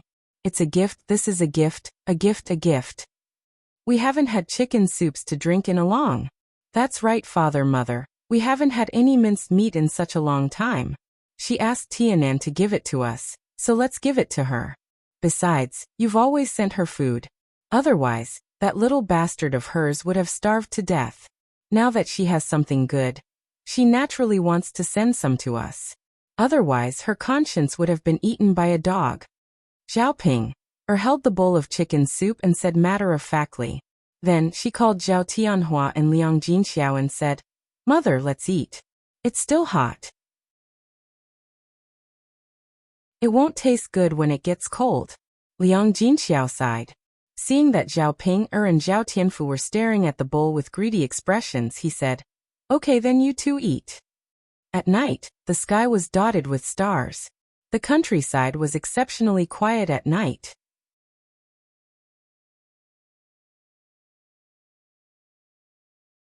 Chapter 23. She was used to sleeping on the Simmons bed, so she couldn't sleep at night.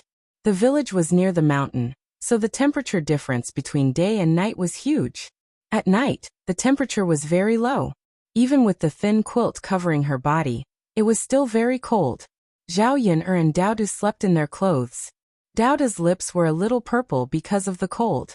Zhao Yin'er hugged Daodu in her arms, letting him feel the warmth of her body. The little bun also had a faint milky fragrance on his body, which was very pleasant to smell. In the middle of the night, Zhao Yin'er was really sleepy and unknowingly fell asleep.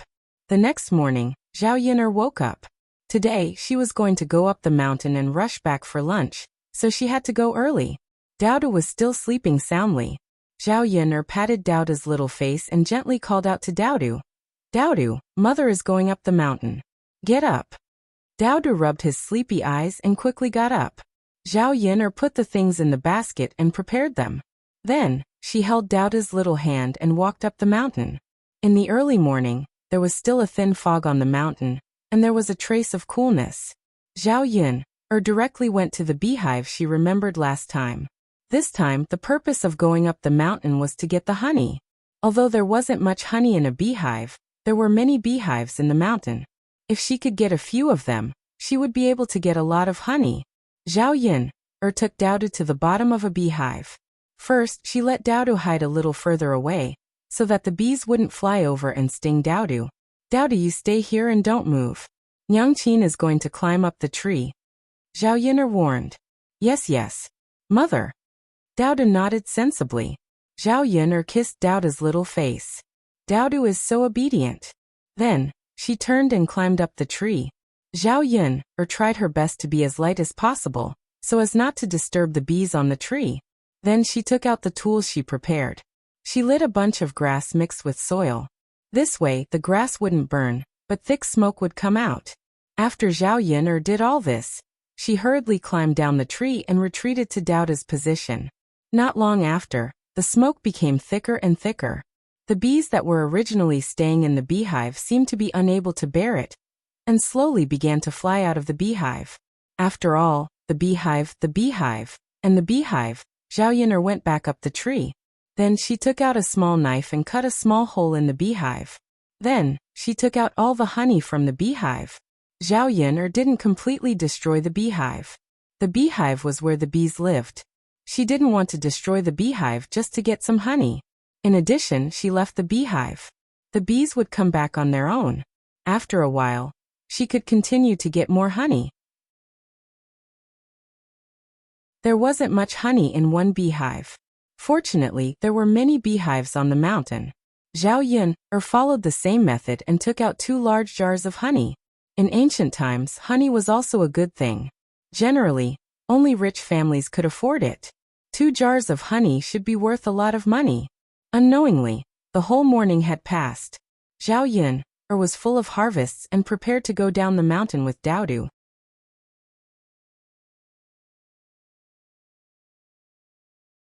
Chapter 24. This is honey. It's very sweet and delicious. Zhao Yun'er explained. As she spoke, she took out some honey from the jar and placed it in front of Daoda's mouth. Here, Daoda, have a taste. See how it tastes. Daoda licked it, and a bright smile immediately appeared on his little face. Mother, it's very sweet. Daoda likes it. If you like it, Mother will leave some for you. Drink it with water when we go back. It's also very sweet and delicious. And then, as the mother and daughter walked down the mountain, they passed by a hillside. There weren't many trees here, only tea trees. Zhao Yun'er's footsteps stopped and looked at a large tea tree. It was spring now and fresh tea leaves had already appeared. However, there weren't many people who came to the mountain, so the tea leaves weren't picked by anyone. In the original owner's memory, the people of this world never drank tea. She didn't know if it was because no one knew how to drink tea or if the people here didn't drink tea at all. Zhao Yun'er looked at the tea trees and suddenly thought of something. She found a business opportunity. If the people of this world didn't have tea leaves and didn't know how to make tea leaves, then she should be able to earn a sum of money by selling these tea leaves. However, if she wanted to make a fortune by selling tea leaves, she first had to let the people of this world know the benefits of tea leaves. They would only spend money to buy it if they thought it was good. Daoda, help Mother look after the honey. Zhao Yun'er put the honey on the ground and took the basket on her back, preparing to pick the tea leaves. And then, Mother, what are you doing? Mother is going to pick the leaves. Mother, what are you picking the leaves for? Daoda's soft and cute voice asked curiously. It's very useful. In the future, Mother can use these leaves to exchange for delicious food for Daoda to eat. Oh, then Mother will go pick them. Daoda, look after the honey. Okay. Zhao Yun'er carried the basket and went into the tea tree. She picked the newly grown leaves and picked them. After a while, she picked half of the basket of tea leaves. Zhao Yun'er felt that it was about time. She walked to Daoda's side and said to Daoda, Daoda, let's go. Mother is done. Goo-goo, Daoda's stomach rumbled. Zhao Yun'er knew that Daoda must be hungry, so she hurriedly brought Daoda down the mountain. Daoda, are you hungry? Let's go, Daoda. Mother will cook for you when we get back. There was still some leftover chicken soup from yesterday. When Zhao Yun'er went back, she added some water and rolled out some noodles. The two of them had quite a sumptuous lunch. In the afternoon, the sun was just right. Zhao Yun'er took out a large dustpan and put the tea leaves she picked today under the sun to dry. Just as she was free, she saw Aunt Lu from next door come over with a basket in her hand. Aunt Lu and Zhao Yun'er's houses were not far from each other. Aunt Lu would drop by when she had nothing to do and bring some things over from time to time. Yun'er girl. Aunt Lu's warm and affectionate voice could be heard from afar. Zhao Yun'er smiled at Aunt Lu and asked, Aunt Lu, is there anything I can help you with? Aunt Lu smiled and said, I made some shepherd's purse dumplings and brought you a bowl. You and Daoda can have a taste. As she spoke, Auntie Lu lifted the cloth covering the basket. The dumplings inside were steaming hot.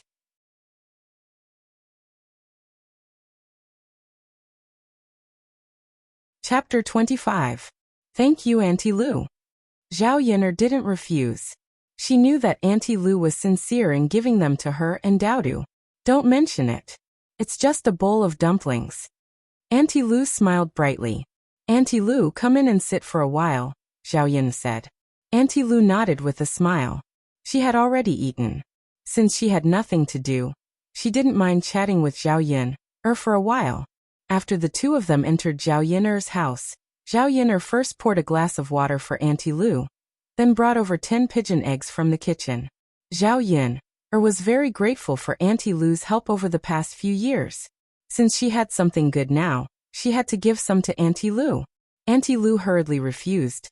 Yun'er, you should keep these pigeon eggs for yourself and Daoda. Why are you giving them to Auntie? Auntie Lu, I've taken so many things from you over the past few years. I finally have the chance to give you some, but you're still refusing me. Auntie Lu sighed, then smiled and said, All right, then Auntie will accept them. Yun'er, you're really a good child. It's just a pity. Zhao Yun'er smiled bitterly. She knew what Auntie Lu was referring to. She also silently mourned for the original owner for a while. With the original owner's looks, she would have been able to find a good marriage if she hadn't gotten pregnant out of wedlock. She wouldn't have had such a hard time over the past few years. Grandma Lu, Dowdu held a bowl in his hand and brought it to Auntie Lu. He said to Auntie Lu, "Grandma Lu, this is the water my mother made for me. It's very sweet. Dowdu, you should drink some too." Auntie Lu looked at Dowdu's sensible appearance, and a trace of tenderness flashed through her eyes. She stroked Dowdu's head and said, "Dowdu is such a good boy. If Grandma doesn't want to drink, Dowdu can drink it himself. Then Dowdu will drink it." Lil P smiled sweetly at Auntie Lu, and then drank the sweet water made by Zhao Yun, with honey in small mouthfuls. "Dowdu is such a sensible and adorable child. My heart aches for him." Auntie Lu sighed. As if remembering something, Aunt Lu asked, "By the way, Yunner, did you ask your grandmother, first aunt, and second aunt to come over yesterday to make trouble again?" Zhao Yunner saw Aunt Lu's concerned eyes and told her the truth. Auntie Lu snorted coldly and felt indignant for Zhao Yun. "In any case, Dowdu is also your biological child. The blood of the Zhao family also flows in her veins. How can your grandmother be so cruel? Hasn't she always been like this? But as long as I'm here, I will never allow them to send Dowdu away." Auntie Lu sighed and said, "Yunner, Auntie doesn't want to criticize you, but you're still young and can still get married. Why don't Auntie help you find an honest man and marry him? You won't be in the village anymore, and your grandmother won't have any ideas about Dowdu. Besides, you can't always be single. With Dowdu, this woman has no one to rely on and she has a child. Life will be very difficult." Zhao Yun'er knew that Auntie Lu was trying to persuade her with good intentions, but she was a woman from the 21st century. She was different from the Zhao Yun'er of the past. If she didn't like the man, she would never force herself to get married.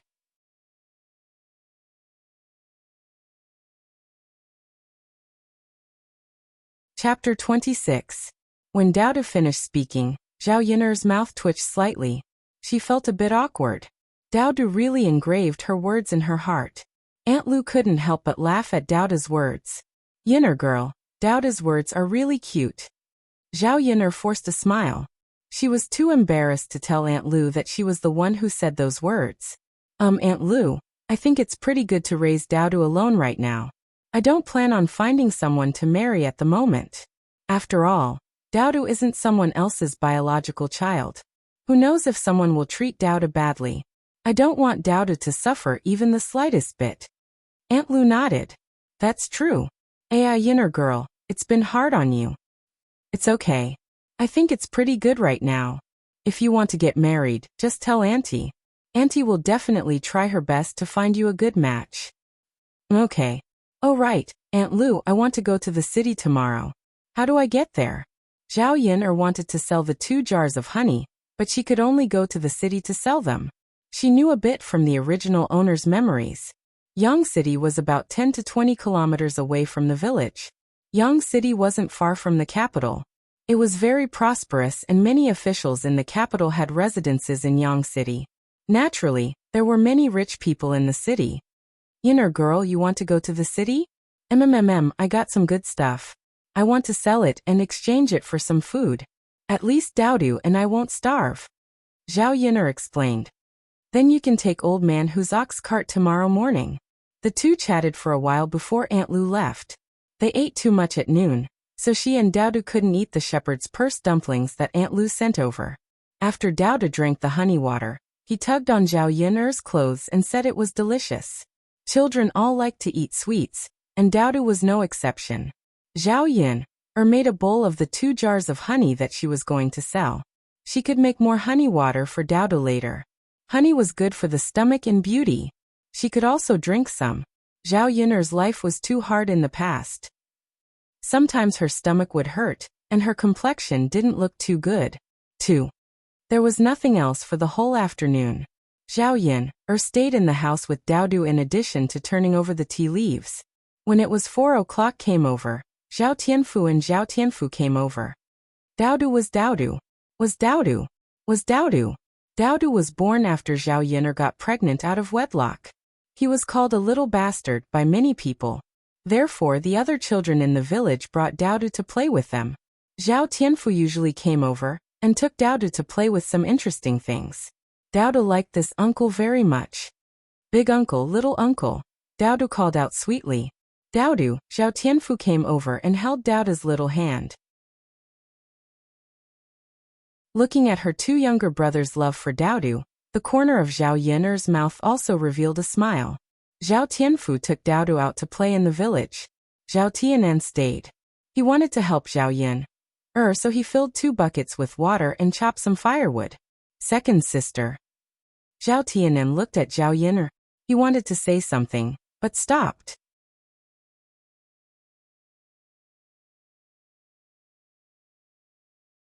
Chapter 27. Second sister. I heard our grandmother quarreling with father and mother last night. Second sister. Is grandmother really going to give Daodu away? Zhao Tianan asked with a frown.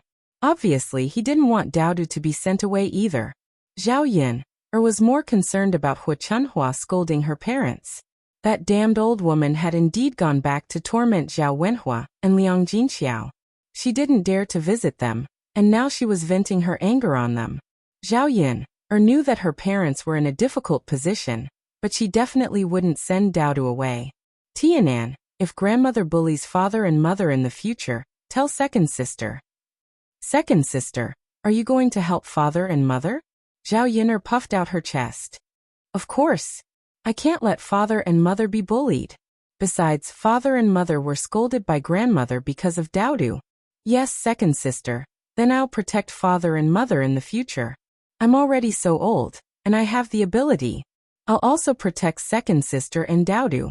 I won't let grandmother send Daodu away. Zhao Yiner's heart warmed. She smiled at Zhao Tianan and said, Tianan, you're so good. Second sister has a good younger brother. Zhao Tianan touched his head shyly. Second sister, this is what I should do. We're family. Haha, you're right. Go and rest. Second sister will cook. Yes, yes. Zhao Yiner killed all the pigeons, plucked their feathers and cut open their bellies. Her movements were very nimble, and then she put them into the pot to stew. A pot of pigeon soup was stewed, and it smelled similar to chicken soup. Zhao Yiner rolled out some noodles, enough for a few people, and put them into the pot to cook. After a while, a fragrant dinner was ready. Zhao Tianfu had already returned with Daodu. Zhao Tianfu was still young, so compared to Zhao Tianan, he seemed a little greedy. He ate the noodles and pigeon meat, almost wolfing them down. As she ate, she smiled at Zhao Yiner. Second sister, it's really delicious. Zhao Yiner felt a little sour in her heart. The children of ancient times were really pitiful. Zhao Yiner said softly, if it's delicious, then eat more. Second sister made a lot. Zhao Tianfu smiled and nodded. Zhao Tianan poked Zhao Tianfu with his elbow and whispered into Zhao Tianan's ear. Tianfu, don't eat too much. Leave some for second sister and Daodu. Oh. Zhao Tianfu reacted. After finishing a bowl, he sat on the stool and wiped his mouth. He was too embarrassed to continue eating. Zhao Yiner said, Tianfu, second sister will go and get more for you. Zhao Tianfu hurriedly waved his hand and smiled shyly. No need, second sister. I'm full. Tianfu, don't be shy. Eat more if you like. It's not like second sister doesn't have it here. There's still a lot left in the pot. Zhao Tianfu licked his lower lip, looking as if he hadn't had enough, but he suppressed himself and was too embarrassed to speak. He looked at Zhao Tianan and asked for Zhao Tianan's opinion. Zhao Yiner picked up Zhao Tianfu's bowl and scooped a bowl for him. Only when you're full will you have strength. I'll need your help tomorrow. When they heard that she wanted their help, the two children seemed a little excited. They probably felt that after eating Zhao Yiner's food, their hearts were wrapped up, so they wanted to help her do more work. Second sister, what do you want us to do for you tomorrow? Zhao Tianan asked.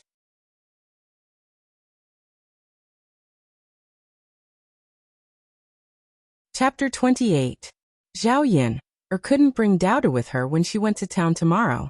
However, she was worried about leaving Daodu alone at home. She needed someone to look after Daodu.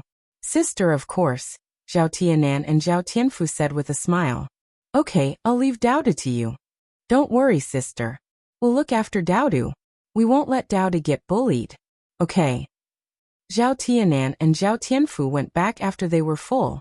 This time, Zhao Yin'er didn't have much pigeon soup left in the pot, so she didn't send any to her parents. When Zhao Tianan and Zhao Tianfu arrived home, old Zhao's family was just about to have lunch. When he called the two of them over to eat, the two of them ran back to their room. Hu Chunhua asked with some doubts. These two boys are really strange, especially Tianan. He hasn't eaten dinner for the past 2 days. Isn't he hungry? In the past, when it's late, he's faster than anyone to grab food.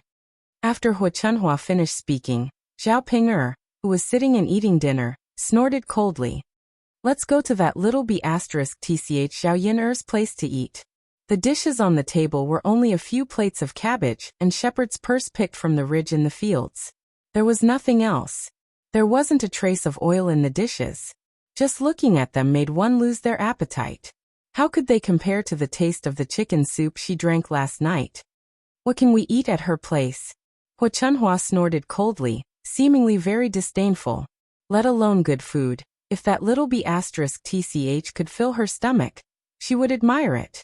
Zhao Ping'er put down her bowl and chopsticks and said to Hu Chunhua, Grandma, you don't know, right?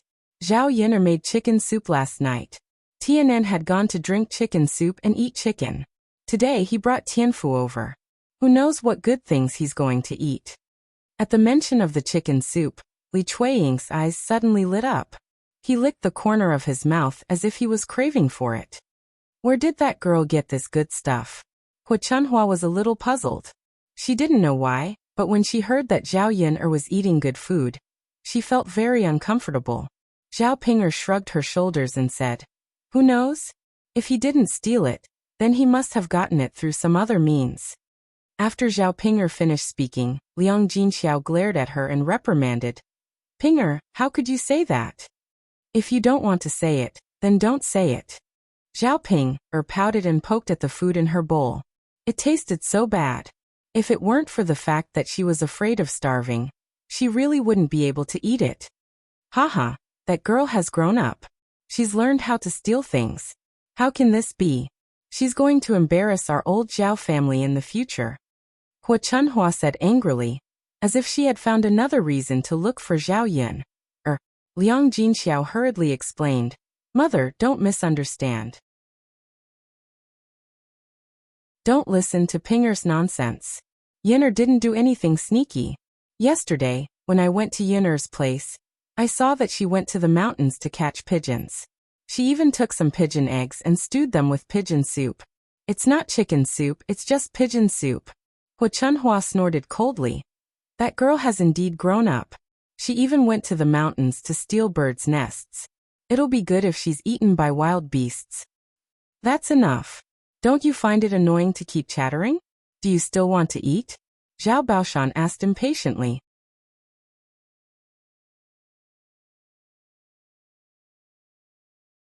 Chapter 29. Hu Chunhua was afraid that Zhao Baoshan would be unhappy, so she immediately sat down and started eating. Zhao Baoshan didn't say anything. In ancient times, men were everything. Even a woman like Hu Chunhua was extremely obedient to her man. Li Chuiying swallowed her saliva and smiled at Hu Chunhua. Mother, when are we going to get some meat to eat? We haven't seen any minced meat since the new year, and there isn't even a bit of oil in the dishes. The boys in the family are growing, so they can't keep eating these. We should buy some good food to nourish them from time to time. Li Chuiying made it sound nice. She kept talking about her children, but the truth was that she wanted to eat. She was too embarrassed to say it out loud at her age, so she could only use her children as an excuse. Now that old Zhao's family hadn't split up, the money that the family earned was all given to Hu Chunhua. Moreover, they couldn't keep it for themselves. Otherwise, if Hu Chunhua found out about it, she would scold them for a few days and nights. Usually, when they weren't busy with farm work, the men in the family would find some work to do. If they went to town or the city to help, they could earn more than 10 copper coins a day. All of this money had to be given to Hu Chunhua. However, when Hu Chunhua was in a good mood, she would leave some for the family to spend as pocket money. Zhao Wenhua worked diligently and earned more money in the hopes that Hu Chunhua would be happy and leave him a few copper coins. In other words, he could use this money to buy some food to help Zhao Yuner. However, he didn't have a single copper coin in his private savings. Hu Chunhua glared at Li Chuiying. Eat, eat, eat, all you know is to eat. Don't think that I don't know what you're thinking. You're the one who wants to eat, and you're dragging the child into it. Not only was Li Chuiying not angry, he even smiled apologetically and said, Mother, you misunderstood. I really didn't do it for myself. I'm just telling the truth. Our old Zhao family isn't that poor. It's not a big deal to buy some meat for the family to enjoy, right? Hu Chunhua still glared at Li Chuiying unhappily. A caddy of meat costs 15 copper coins. If you have the ability to earn it back, I'll buy meat for you. Li Chuiying curled his lips. He didn't say anything, but in his heart, he was cursing Li Chuiying. This stingy old woman. If she could earn 15 copper coins, she would buy it herself secretly. Why would she need to buy meat for the family to enjoy? Zhao Ping poked the cabbage and said to Hu Chunhua, Grandmother, I think second aunt is right. We haven't eaten meat for months, and there's no oil in the vegetables. Zhao Yuner can eat meat. We can't live worse than her, right? Hu Chunhua was annoyed at the mention of Zhao Yuner. He felt that Zhao Pinger's words were also reasonable. Their family's life couldn't be worse than Zhao Yuner's, so he said, That's fine. Tomorrow I'll go and weigh a gene of pork back for you to eat. As soon as Hu Chunhua finished speaking, the people at the table were unusually excited. They were looking forward to eating pork tomorrow. The next morning, Zhao Yun got up when the sky was still dark. Her eyes were still a little sleepy. She didn't sleep well. Yesterday, she entrusted Daodu to her two younger brothers. Zhao Tianan and Zhao Tianfu came over early and also got up before dawn.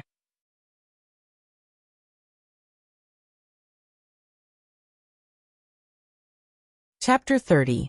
Before she left, she reminded Daodu to listen to his two uncles. Then, she carried the basket on her back and set off. Tianan, Tianfu, sorry to trouble you. Second sister will bring you delicious food when I come back. Zhao Yuner said before she left. It's okay, second sister. You can go now. Zhao Tianan said. Although Zhao Yuner said that she would bring them delicious food, the two younger brothers did not expect Zhao Yuner to really bring them food.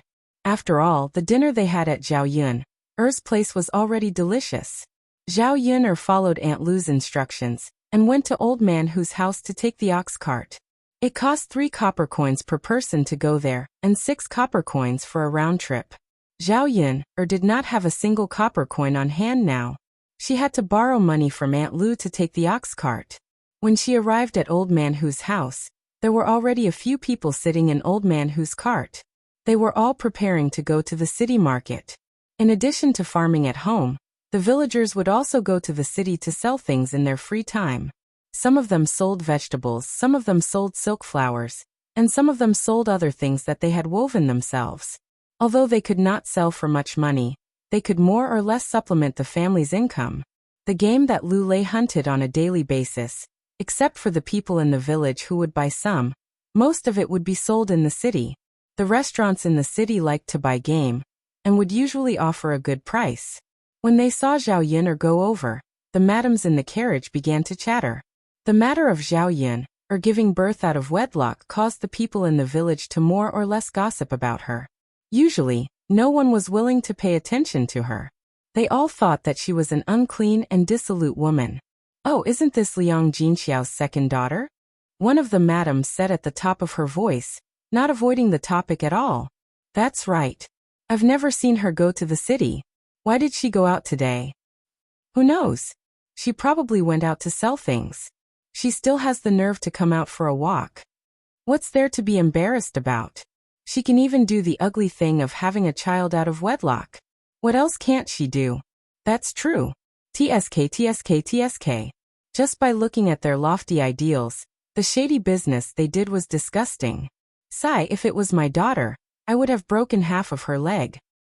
These women just had nothing to do and were bored to death. When they finally had something to talk about, they liked to grab onto it and not let it go. Make fun of yourself by making fun of others.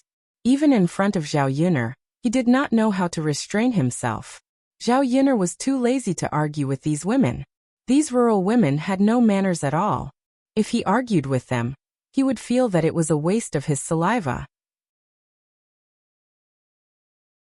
He would just treat it as if they were farting. Zhao Yun'er walked over with a basket on her back. Father Hu greeted Zhao Yun'er amiably. Yun'er, you're also going to the city today? Zhao Yun'er also smiled and nodded at Father Hu. Yes, I'm going to the town to sell some things in exchange for some food. Father Hu laughed happily and said, Yun'er, get on the carriage. It's still spacious. Zhao Yun'er nodded and got on the ox carriage.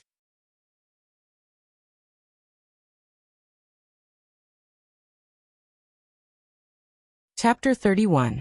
When she leaned over, she realized that there was nothing much in Zhao Yun'er's basket. There were only 2 ceramic jars. The jars were covered, so she couldn't tell what was inside. A woman in her 30s forced a smile and said to Zhao Yun'er, lass, what's in your basket?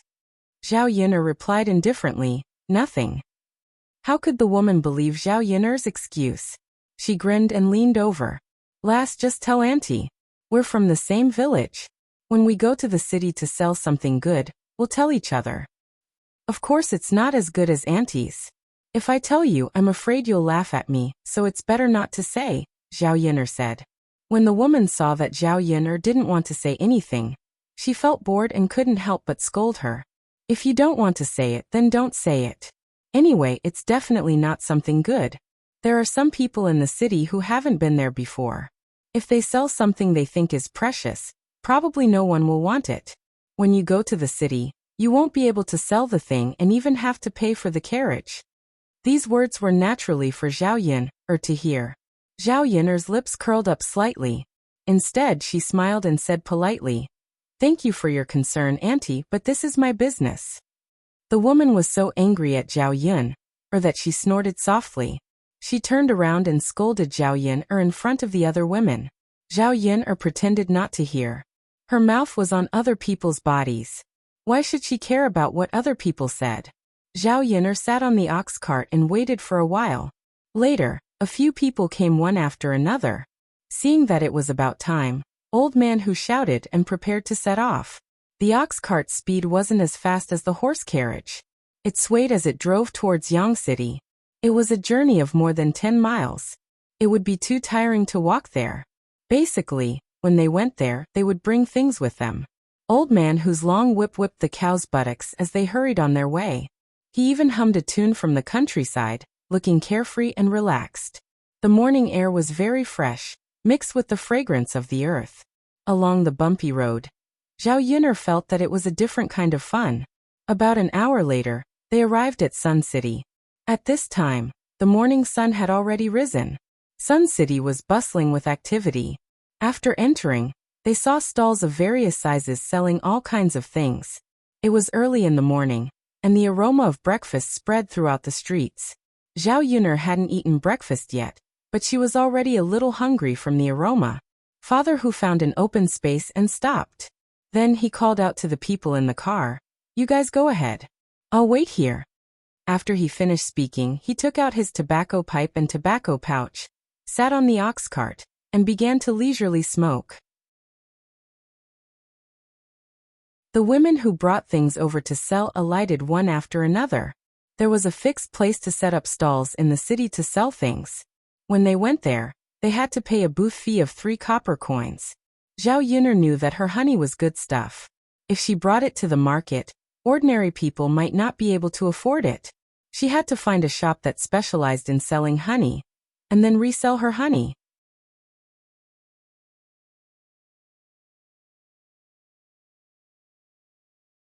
Chapter 32. Zhao Yun'er shook her head and said, Thank you for your concern, auntie. I can't sell the things I brought to the market. I have to try my luck elsewhere. Alright then. Yang City is very big. Don't get lost. Remember to come back here.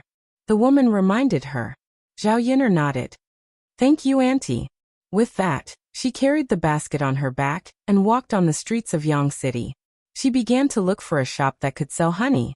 There were many shops on this street, and they sold a lot of things. If she had money, Zhao Yin, or wanted to make a good purchase. However, she only had a few copper coins in her hand now, and they were borrowed from her.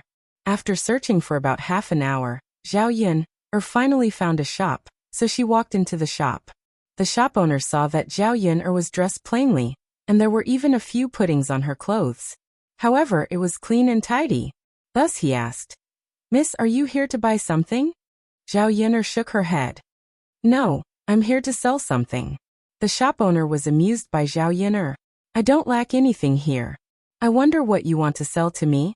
The shop owner was still polite and did not chase Zhao Yin out of the shop.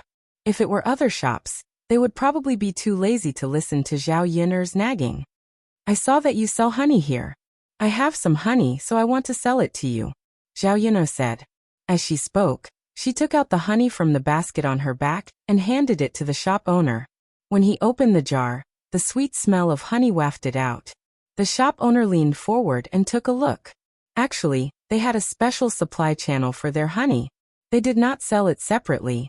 However, when he saw that Zhao Yin seemed to want to sell his honey, she was dressed plainly. Perhaps her family was in urgent need of money. He took a look at the honey. The quality was not bad.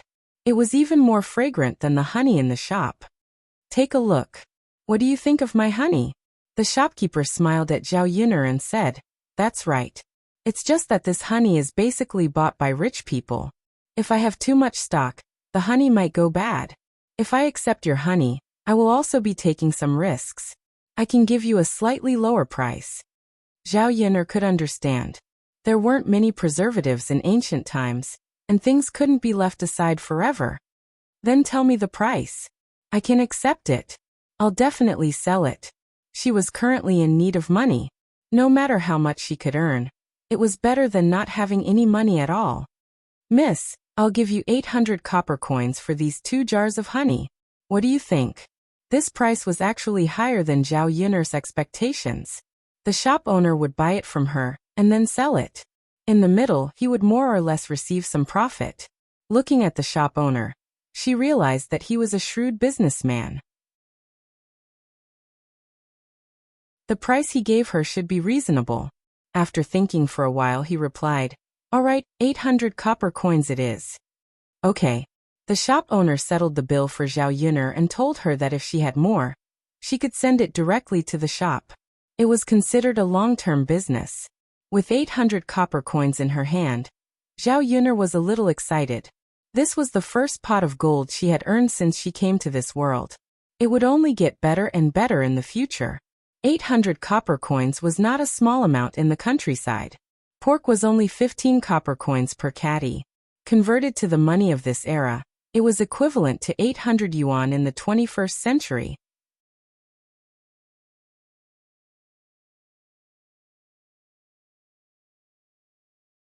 Chapter 33. She had to buy more oil, salt, soy sauce, vinegar, and food. She had to be frugal with these 800 copper coins. Zhao Yin went to the market, looked at a few rice shops, and picked one with a relatively good price. In ancient times, there were different types of rice, brown rice and polished rice, and the prices were different. Brown rice was cheaper, a caddy of corn cost 5 copper coins, while polished rice cost 8 copper coins. According to the modern market price, food was slightly more expensive. The production of food in ancient times was not as good as in modern times. There were no hybrid rice, and there were no pesticides. The production of food was also much lower. Zhao Yin bought 10 caddies of brown rice and polished rice, and also bought 5 caddies of flour. One caddy cost 7 copper coins, and she spent a total of 165 copper coins. The oil tank at home was almost empty, and she bought 5 caddies of rapeseed oil, salt, soy sauce, vinegar, and some white sugar, and she spent a total of 200 copper coins.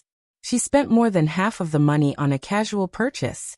Although Zhao Yin was a little distressed, she had to buy these things, and they were indispensable. She hoped that she and Daodu could live a more refined life. If the money was gone, she could earn more. Zhao Yin's basket was gradually filled to the brim. Just as she was about to carry the basket and leave the grocery store, she saw an old man shouting, catch the thief, my money bag was stolen." In front of the old man, A young man in his early 20s was holding a money bag, and he was running forward in a panic. The old man looked anxious. The money in the money bag must be very important to him.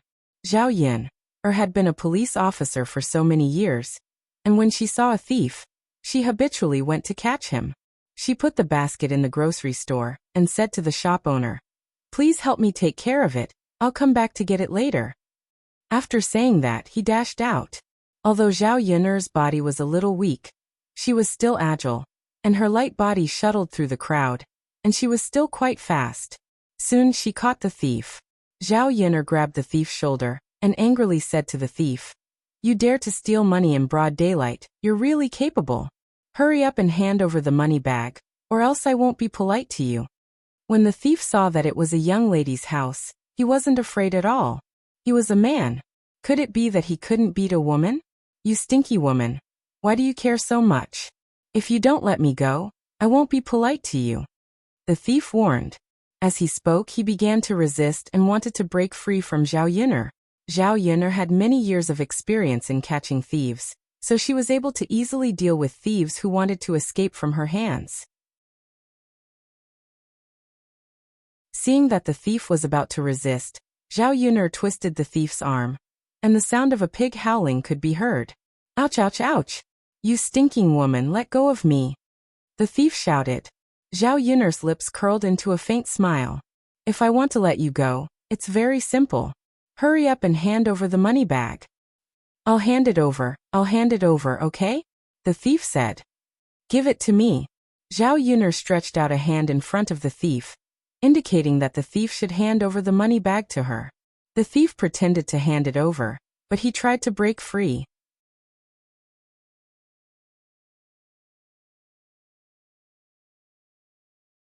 Chapter 34. "My leg is also broken, you woman, you are really ruthless," Zhao Yin sneered. "Trying to play tricks with me. You are still too inexperienced." Zhao Yin, saying this at her age seemed a little strange.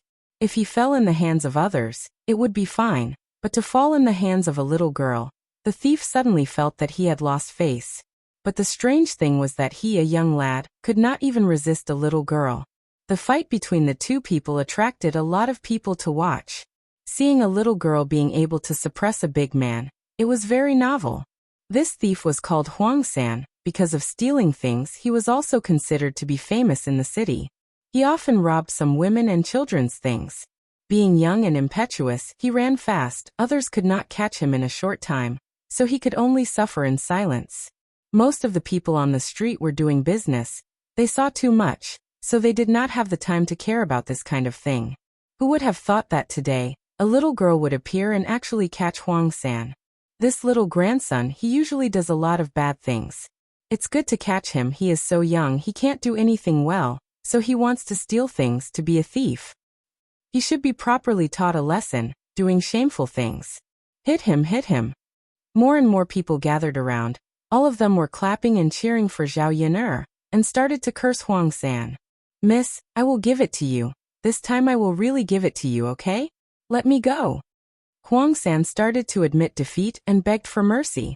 As he spoke, he obediently took out the money bag and handed it to Zhao Yin. Zhao Yin did not intend to let Huang San go just like that. In the 21st century, when she caught a thief, under normal circumstances, she would bring them back to the police station. The old grandpa who had his money bag stolen caught up with them, panting. Seeing Zhao Yin return the money bag to him, he quickly started to thank her. "Miss, thank you, you are so kind." "You are welcome, old grandpa. I have caught you. How do you want to deal with me? Release him or take him to the authorities?" Zhao Yin respected the old man's decision. In ancient times, lawsuits were ignored. After all, she was not the one who had her money stolen. She had to see what the old man thought. "If I don't go to jail for a period of time, there will also be people like me who will have their money stolen in the future," the old grandpa said. He was full of a sense of justice and was thinking for the future. Zhao Yin nodded. "All right." Then he asked the crowd, "Who has a hemp rope? Can I have one, please?" Yes. "Miss, here you go." As he spoke, someone handed it over to Zhao Yin. Zhao Yin restrained Huang San's hands and feet. After tying him up, She handed one end of the rope to the old man. Grandpa, I can't accompany you to the yamen. I've tied him up for you, Zhao Yin'er said. Miss, if there's nothing else, you can go about your business. Thank you so much for what happened today. It's nothing. Grandpa, I'm leaving. Just as Zhao Yin'er was about to leave, a carriage galloped over. The driver shouted loudly, "Get out of the way, get out of the way, quickly get out of the way."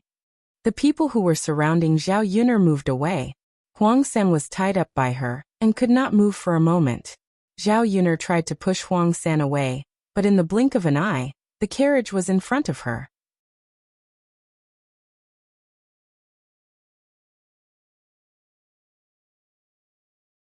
Chapter 35. Because of the sudden braking, the carriage went to the side. The driver nervously asked the person inside the carriage, "Young master, are you all right?" A cold voice came from inside. "I'm fine." The driver let out a sigh of relief and then said to Zhao Yin'er in a displeased voice, "You woman, you actually blocked the young master's path. Do you not want your life anymore?" Originally, Zhao Yin'er felt a little guilty for almost causing a car accident. But listening to the coachman's angry scolding, she suddenly became annoyed. The carriage was rampaging on the road. He wasn't afraid of hurting people. It was fine if he didn't care about other people's safety, but now he was scolding people who didn't run away in time. Zhao Yin'er calmly replied to the driver, "This road doesn't belong to your family. Everyone can walk on it. Does the young master think he can be so overbearing? Quickly apologize to me for what you just said." The driver felt this was strange as he looked over Zhao Yin'er. Standing in front of him was just a country woman, wearing simple clothes. Truly an ignorant country woman. Apologize? Little girl, are you joking? With my family's young master's identity, you should make way for him when you see him? You didn't make way and almost hurt my family's young master. Not sending you to the officials is already being polite to you. Zhao Yin'er felt this was a bit funny as her brows jumped up. She asked the driver, "Then I want to know, which law of our great Zhou country states that we have to make way for the young master's carriage, otherwise we will be convicted?" The great Zhou country that Zhao Yin'er had transmigrated to did not exist in the history of her original world. The great Zhou country was now peaceful and prosperous. The emperor also worked hard to govern the country, and the country was governed by law. For every crime in the great Zhou country, there had to be a law before it could be convicted. It was very similar to the laws of the 21st century. The driver didn't know what to say when he was asked by Zhao Yin'er. Who would have thought that this countrywoman would not be afraid at all after hearing the young master's name? Rather, her mind was clear, and her aura suppressed him. She didn't know if she should be considered ignorant. You. What? Did I say something wrong? Amu apologized to that lady. A pleasant male voice came from inside the carriage. His voice was a little hoarse and deep, but it had a hint of masculine charm. Zhao Yin'er was immediately attracted by the voice. She walked towards the carriage, curious as to what kind of man was sitting in the carriage. "Your Highness." The coachman never thought that his master would actually ask him to apologize to this country bumpkin. It was clearly this woman's fault. "Apologize." The man's voice in the carriage became colder. The coachman felt helpless. He could not disobey the order, so he could only say to Zhao Yin'er, "Miss, I'm sorry. It's my fault." Zhao Yin'er was not an aggressive person. Since the other party had apologized, she would not say too much. Instead, he said to the man in the carriage, "Your coachman isn't much, but your master's attitude isn't bad. This lady is a great person who doesn't hold a grudge against a petty person, and forgives you." The man in the carriage couldn't help but curl up the corners of his mouth. His smile had a trace of evil charm.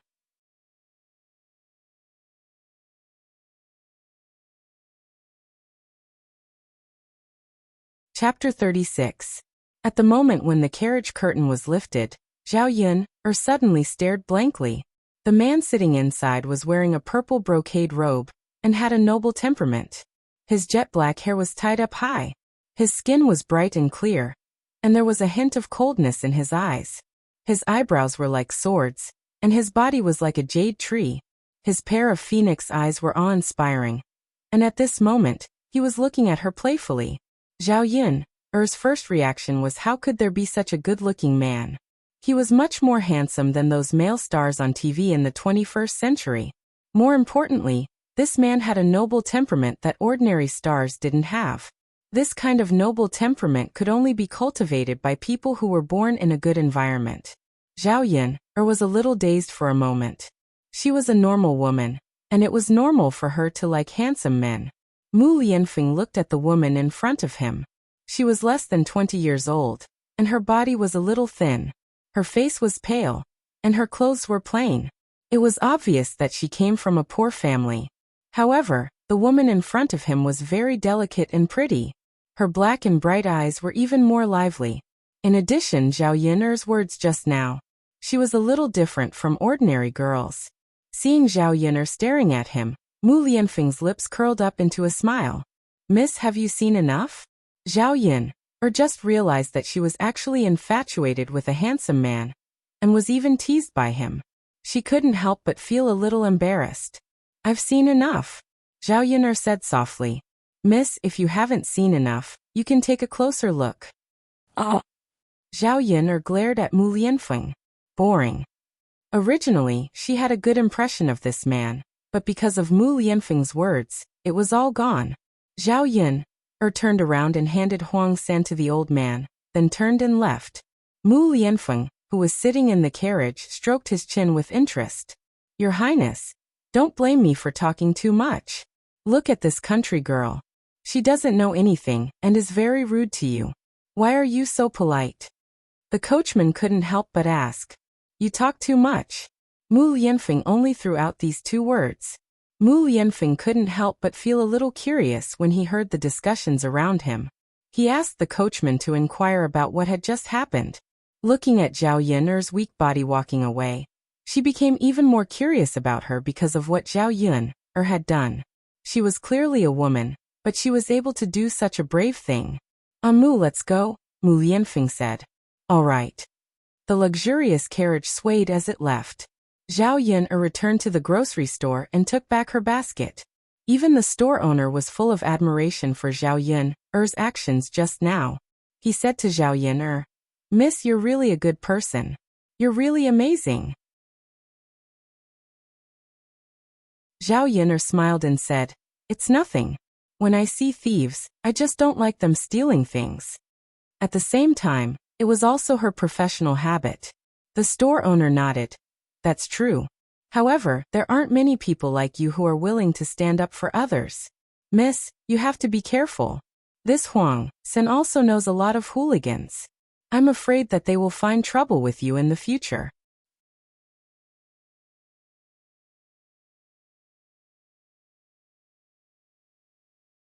Chapter 37. All right, Mississippi. Take care. I'll give you a discount the next time you come here. All right. Zhao Yin carried the basket on her back and walked out of the grocery store. She then went to other places to see if there was anything else she wanted to buy. It was her first time coming to a place like this. She had only seen it on television before. Now that she was here, she felt that it was a novel experience. He glanced left and right. She had not eaten breakfast, walked for a long time, caught a thief, and now carried something on her back. She felt that she was exhausted. When she reached a snack stall, Zhao Yin prepared to buy something to fill her stomach. Boss, how much is this bun? Zhao Yin asked. The boss chuckled and said, Miss, this vegetable bun is 1 copper coin for 2, and 1 meat bun is 1 copper coin for 1. Zhao Yin nodded.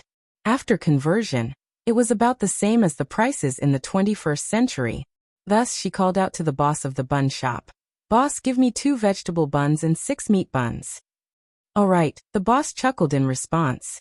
Then he took a piece of butter paper and wrapped the buns together before handing it to Zhao Yin. Miss, these are the buns you wanted. Take them.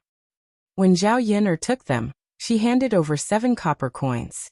She only needed to eat 2 vegetable buns. The meat buns were for Daodu and her 2 younger brothers. The ancient era was not like the modern era. There were very few opportunities to eat meat. They might not even be able to eat it once in a few months. For those who were not well off, they could only eat it during the new year. Therefore, meat buns were definitely considered a luxury in the countryside. After eating 2 vegetable buns, Zhao Yun was finally not very hungry. Then she went to the market and bought some pork. Pork was 15 copper coins per catty. Zhao Yun bought 1 catty and some large bones. Ancient times were different from modern times. Modern people bought bones to make bone soup to nourish their bodies, but ancient people liked to buy pork. The fatter the pork, the better. This was because ancient people used too little oil when cooking. There was a lot of lard in the fatty meat, so they liked the greasy feeling more. In this way, there wasn't much oil or meat on the bones, so the price was only 3 copper coins per catty. As he was walking back, he passed by a shop. There were all kinds of snacks and pastries in the shop. They looked very exquisite and had a faint fragrance. Before coming out, Zhao Yun promised to bring some good food for the children to eat. It was not bad to buy these snacks back. After entering the shop and asking around, Zhao Yun found that the price of these snacks and pastries was much higher than other things in this era. Under normal circumstances, only the wealthy or well-off families in the city could afford it. A good box of pastries cost a few taels of silver, and even the worst ones cost a few hundred copper coins. After walking around, Zhao Yun bought some candies. Children love to eat candies, so the price of these candies was within her acceptable range. 1 catty was 25 copper coins. Zhao Yun asked the shop owner to wrap 1 catty in butter paper and bring it back. After buying everything, she returned to Old Man Hu's place. There were not many people there yet. Old Man Hu smiled kindly at Zhao Yun. "Girl, you sold these things so quickly?" "Yes. Your basket is full. You must have bought a lot of things."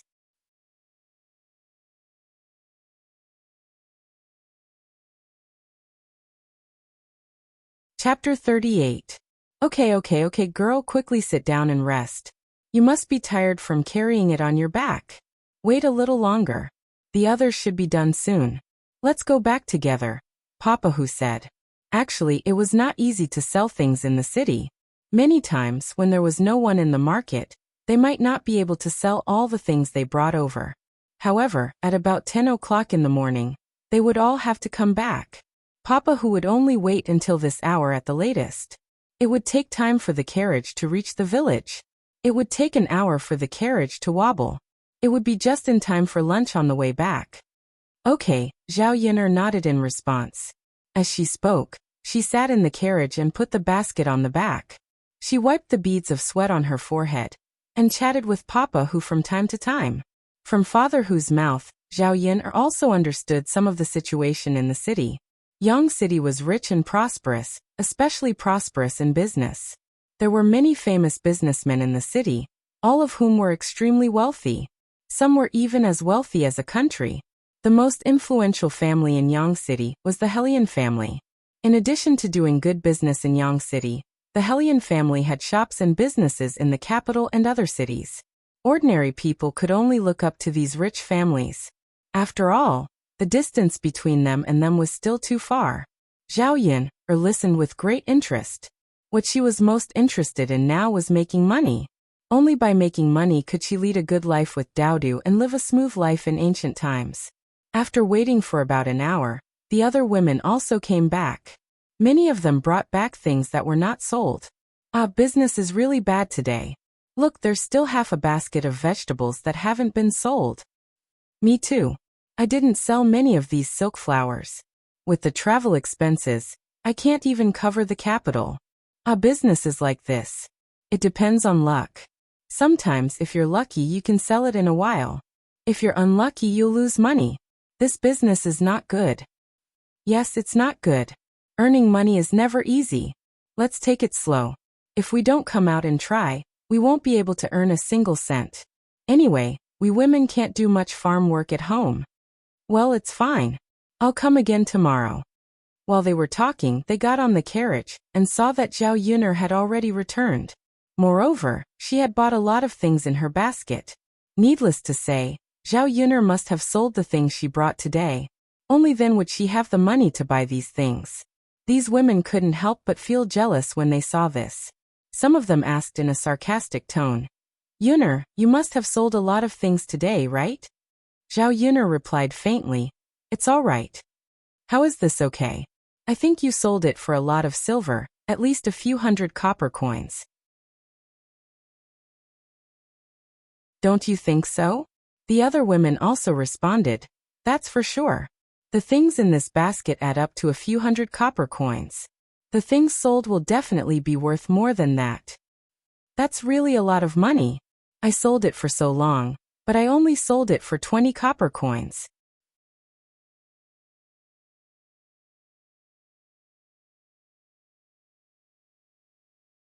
Chapter 39. Yuner girl, just tell us. We are from the same village and should support each other.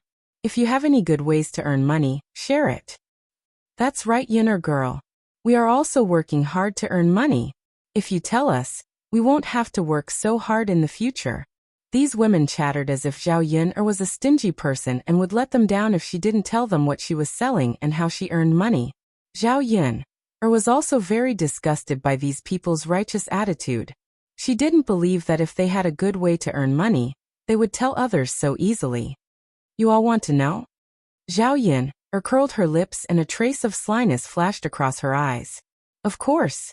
One by one, they began to gather around, wanting to hear what Zhao Yuner had to say. They were afraid that if they missed a word, they would lose a chance to make a fortune. I went to the mountains to get this thing. I picked up a little fox and sold the fox skin to the first shop in the city for a few hundred copper coins. Zhao Yuner said. Zhao Yuner said this because she was sure that these women wouldn't dare to go into the mountains. Compared to a few hundred copper coins, their lives were definitely more important. Sure enough, when these women heard Zhao Yuner say this, their faces changed a little. They didn't doubt Zhao Yuner's words. After all, there wasn't anything good in the village. It must be because she got some treasure from the mountains. This going up the mountains is too dangerous. There are so many wild beasts in the mountains. How can we go up there? If we are not careful, we will be swallowed by the wild beasts. It's not like we don't know how many people who went up the mountains were eaten by wild beasts. Going up the mountains is sending us to our deaths. Then I can't go. I don't want to lose my life for a few hundred copper coins. If you go, you might not be so lucky to pick up the fox skin. That's right. Forget it, then I'd better not go. Just thinking about it makes me panic. After these women finished their discussion, they gradually fell silent. No matter how much money he earned, it was useless if he didn't have the life to enjoy it. The corners of Zhao Yuner's mouth curled up into a smile. These women were finally not surrounding her with questions. Father Hu had been smoking in silence, finally spoke up. He said to the women, how can it be so easy to make money in this world? Don't be jealous of others who earn more and have other thoughts. What Papa Hu said was the truth. When Zhao Yuner heard this, her impression of Papa Hu increased by a lot. This old man was a decent person. Yes. Father Hu, you're right. It's not easy for us to earn money. Old man Hu sighed and put away his tobacco pipe. He laughed and said, all right, everyone's here, right? If he's here, let's go back. Coming. Let's go. Yes. Old man Hu raised his whip and the ox cart swayed as it drove towards the village. Unknowingly, they reached home after a long journey. Zhao Yuner carried a heavy basket on her back. When she saw Daodu, Zhao Tianan, and Zhao Tianfu playing together, she was relieved. She shouted to Daodu, Daodu, mother is back.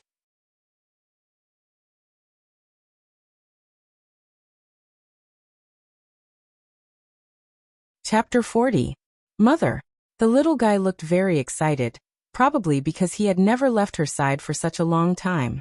Zhao Yuner patted Daodu's little head and said, let's go, Daodu, go inside. Mother brought you delicious food. Daodu nodded heavily and responded with a soft voice. Zhao Tianan and Zhao Tianfu also entered the room. Zhao Yuner took down the basket on her back and took out a few meat buns from it. Come eat. Eat some meat buns first to fill your stomach. You must be hungry all morning. The meat buns emitted a meaty aroma, and the children immediately looked at them with eager eyes. Second sister, did you buy meat buns? Zhao Tianfu asked. He seemed to be swallowing his saliva into his stomach. Zhao Yuner nodded and said, "Yes, meat buns." As she spoke, she opened the butter paper and handed it to the children. "You can eat it. It's still warm." Zhao Tianan and Zhao Tianfu were a little embarrassed. They had never tasted meat buns before. It was a good thing, and their family was usually willing to buy it back. "You two are still embarrassed? Take it. Second sister specially brought it for you to eat. Don't be shy." Zhao Yuner stuffed the meat buns into the hands of the two people. Zhao Tianan and Zhao Tianfu then ate.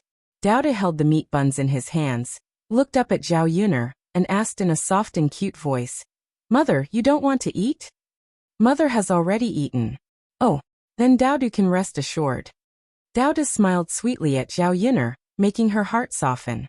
Because it was their first time eating meat buns, when they tasted meat, they were very happy and showed a satisfied expression. "Mother, the meat buns are delicious." "Second sister, the meat buns are delicious. We've never eaten them before." Zhao Yuner's mouth hung a tranquil smile. "There's still meat for lunch. This is just to fill your stomachs."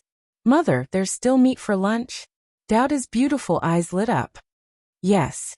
Mother, Dao De likes to eat meat." Dao De is so happy. "Then Dao De should eat more for lunch."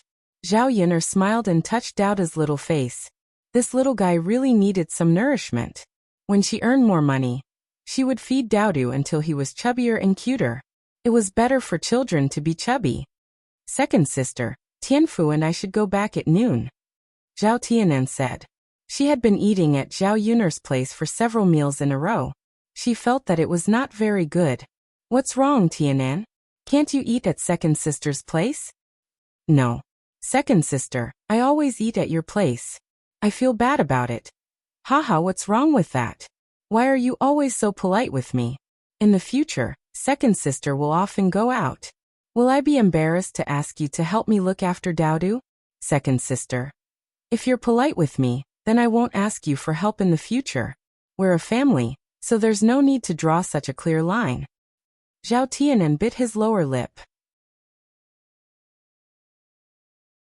He was convinced by Zhao Yuner. "Okay, second sister, then I'll stay and eat." "That's right. Not only this time, you can't say such things to me in the future." Zhao Yuner took out the candy from the basket and stuffed some into the children's hands.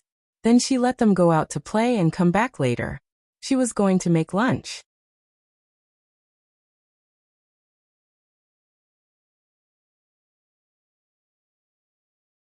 Chapter 41. One of the siblings was in charge of the kitchen, while the other was tending to the fire below. Zhao Yuner was going to make braised pork for this meal, and she was going to use the bones she bought to make soup at night. Children like to eat meat, and they liked the taste of braised pork even more. The meat that Zhao Yuner bought had a mixture of fat and lean meat, and was most suitable for braising. First, she washed the meat, cut it into small pieces, put it in a bowl, and marinated it with salt, cooking wine, and shredded ginger for more than 10 minutes.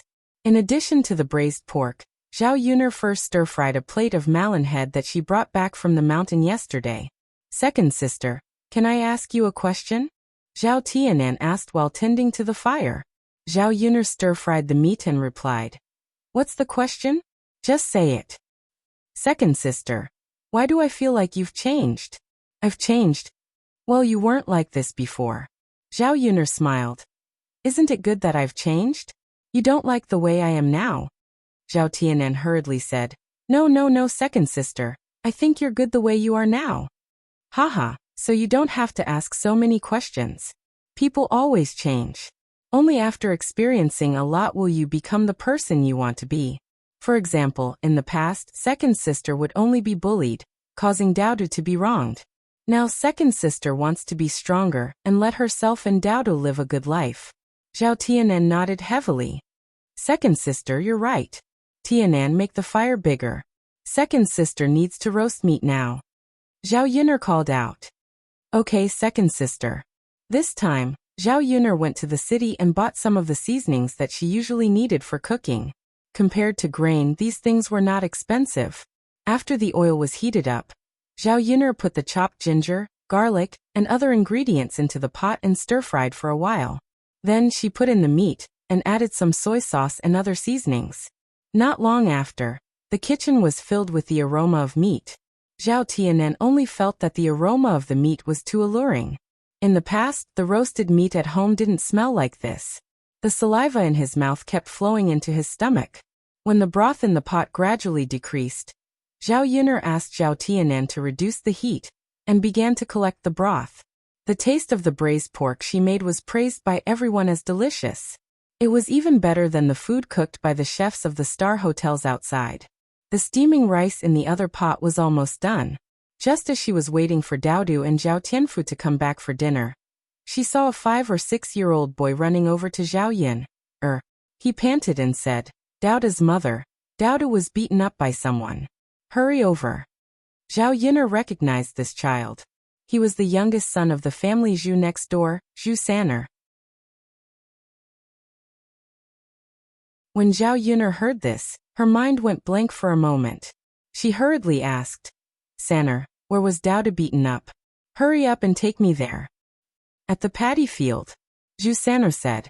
As he spoke, he stepped forward and led Zhao Yun'er. Zhao Yun'er ran all the way, full of worry. Daodu was still so young.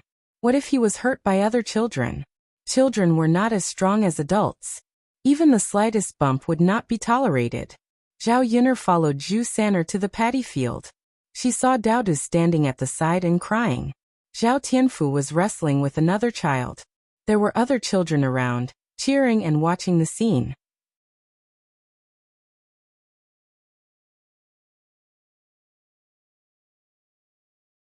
Chapter 42.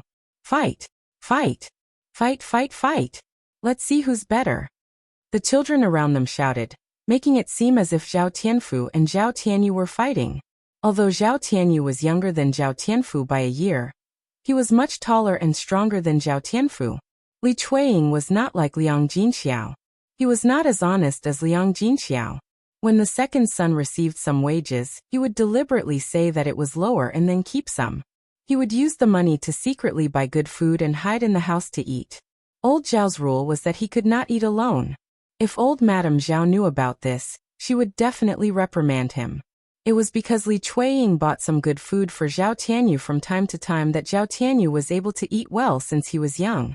He was fat and naturally grew faster than Zhao Tianfu. Zhao Tianfu and Zhao Tianyu were fighting more and more strenuously. In the end, they were fighting fiercely. "Since you dare to hit me, I'll let you know how powerful I am. I'm really going to fight." Zhao Tianyu said angrily. He then raised his leg and kicked Zhao Tianfu away. Zhao Yun'er rushed over and caught Zhao Tianfu. She asked, "Tianfu, does it hurt?" Looking at Zhao Yun'er's nervous face, Zhao Tianfu bit his lower lip and shook his head. "Second sister, I'm fine. It doesn't hurt." Zhao Yun'er did not believe him. There were a few scratches on his arm, and his hair was messy. Zhao Tianyu was so young, but he was so ruthless. However, Zhao Tianyu's situation was similar. It was just that Zhao Tianyu's skin was rough and thick, so it was not as serious as Zhao Tianfu's. Zhao Tianyu rushed over angrily, and seemed to want to continue attacking Zhao Tianfu. However, he was stopped by Zhao Yun'er. "What are you going to do?" Zhao Yun'er asked unhappily. "Shameless bitch, none of your business." Zhao Tianyu wasn't polite to Zhao Yun'er at all. Zhao Yun'er was immediately angered by Zhao Tianyu's impolite attitude. After all, she was Zhao Tianyu's cousin. She shouldn't have called her a B***tch. "Zhao Tianyu, you'd better watch your words. Otherwise, don't blame me for being impolite." Zhao Yun'er warned Zhao Tianyu with a gloomy face. Although it was said that one shouldn't bicker with ordinary children, some naughty children were really too hateful. If he continued to accommodate them by saying that they were ignorant, it would only make them even more arrogant. "How dare you?" Zhao Tianyu didn't have the slightest fear towards Zhao Yun'er. In Zhao Tianyu's eyes, Zhao Yun'er was still the same as before. "Why wouldn't I dare?" Zhao Yun'er said coldly. This time, Zhao Tianyu was probably intimidated by Zhao Yun'er's imposing manner. He didn't dare to say anything else. "Mother!" Daodu ran to Zhao Yun'er with tears in his eyes. Obviously, he was frightened just now. Zhao Yun'er pulled Daodu into her arms and said, "All right, Daodu, don't be afraid. Mother is here." "Mother, Tianfu, tell me, why did you fight with Zhao Tianyu? Zhao Tianfu lowered his head. Sister, it's Zhao Tianyu's fault. He snatched Daoda's candy. I was angry, so I fought with him.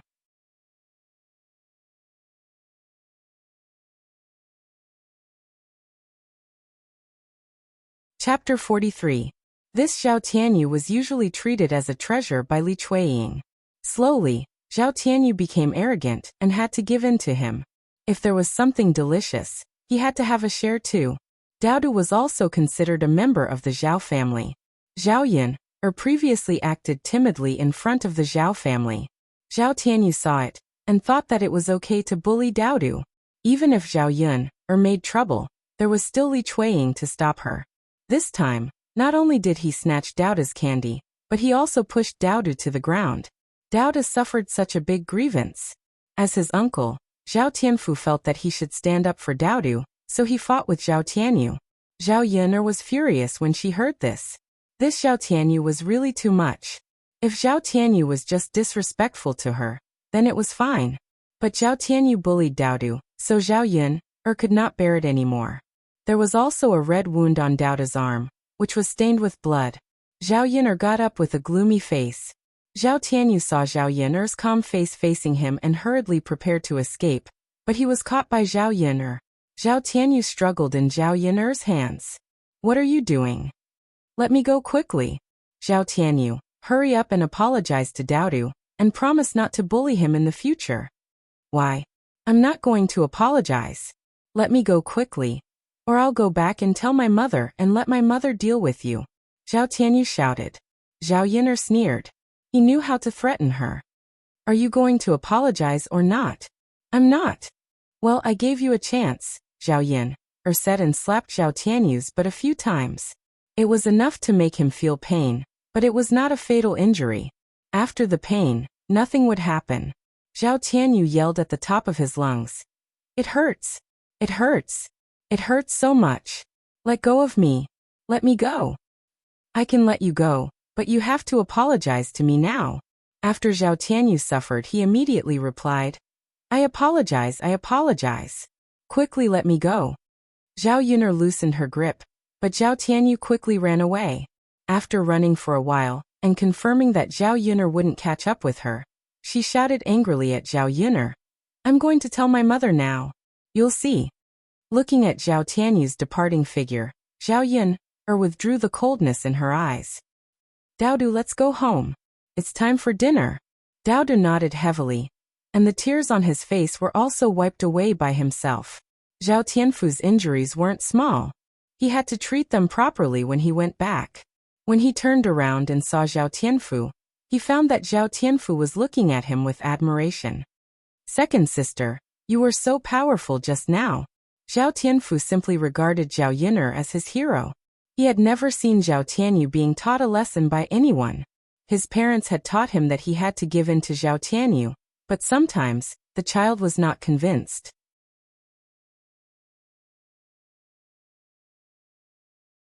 You mean second sister will deal with Zhao Tianyu? Yes. With his appearance, it's only right to deal with him. If he bullies you and Daodu again, tell second sister. Second sister will teach him a lesson. Okay, second sister. Let's go back first. Okay.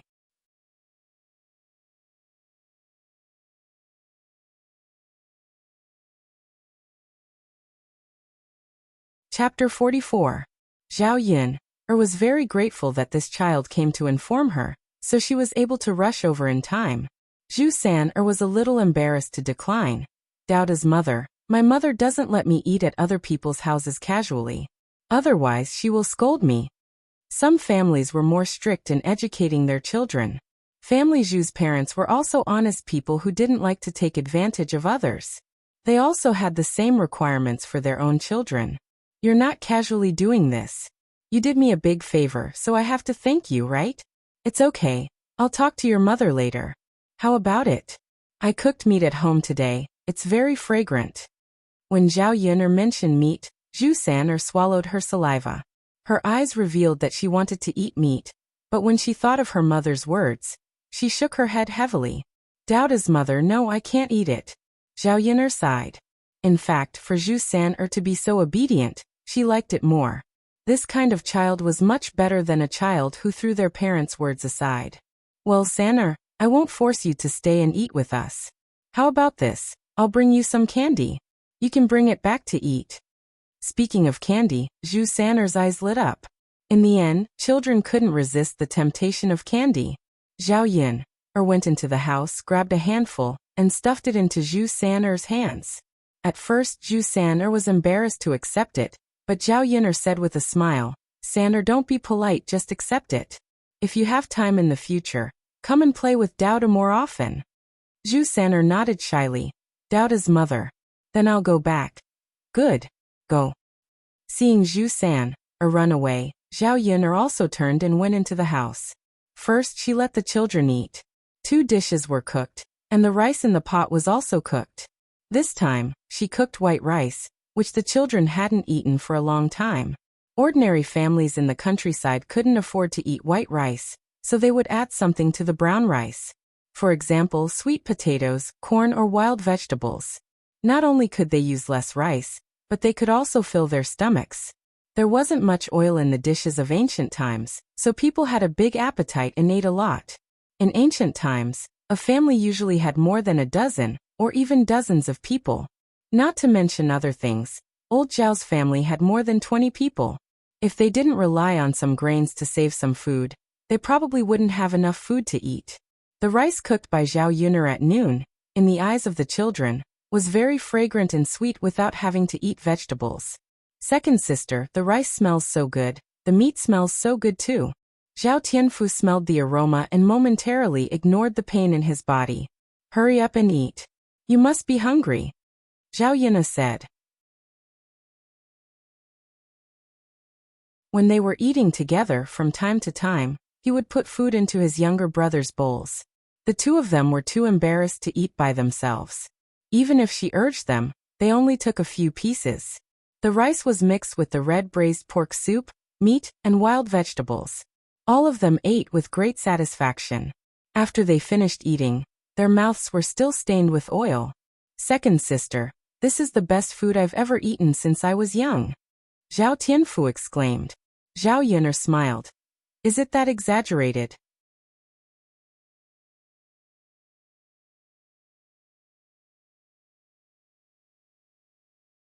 Chapter 45.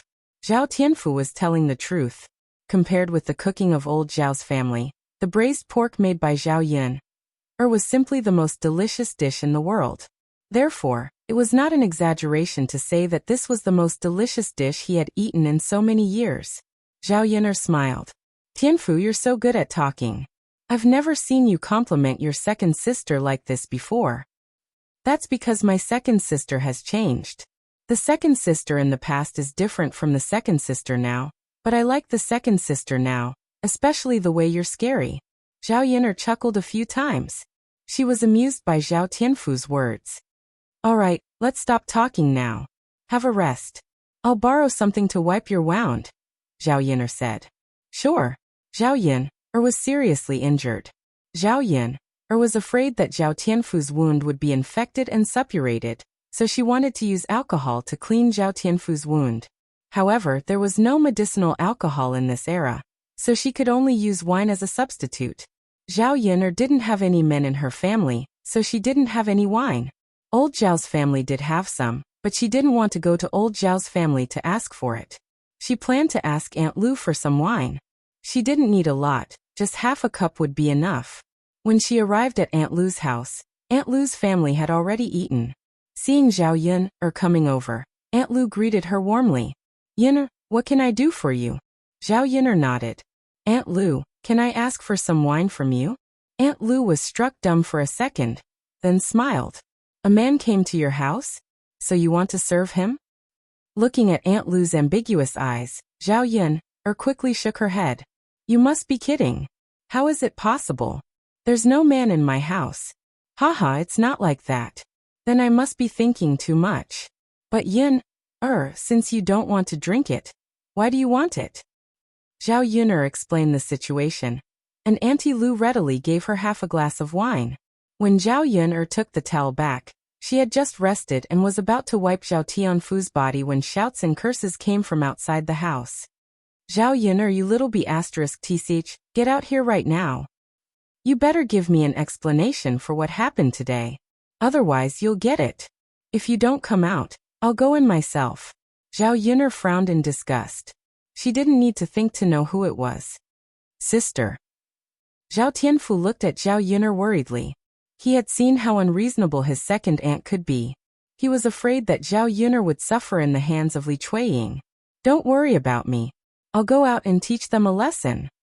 Zhao Yun'er said and walked out of the house. The other children followed her.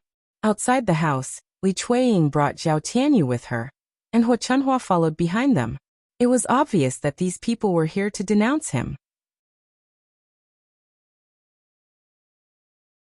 Seeing Zhao Yun'er coming out, Li Chuiying continued to curse her. You little b*tch, you finally came out. Come here right now, and tell me clearly. Why did you hit my Tianyu?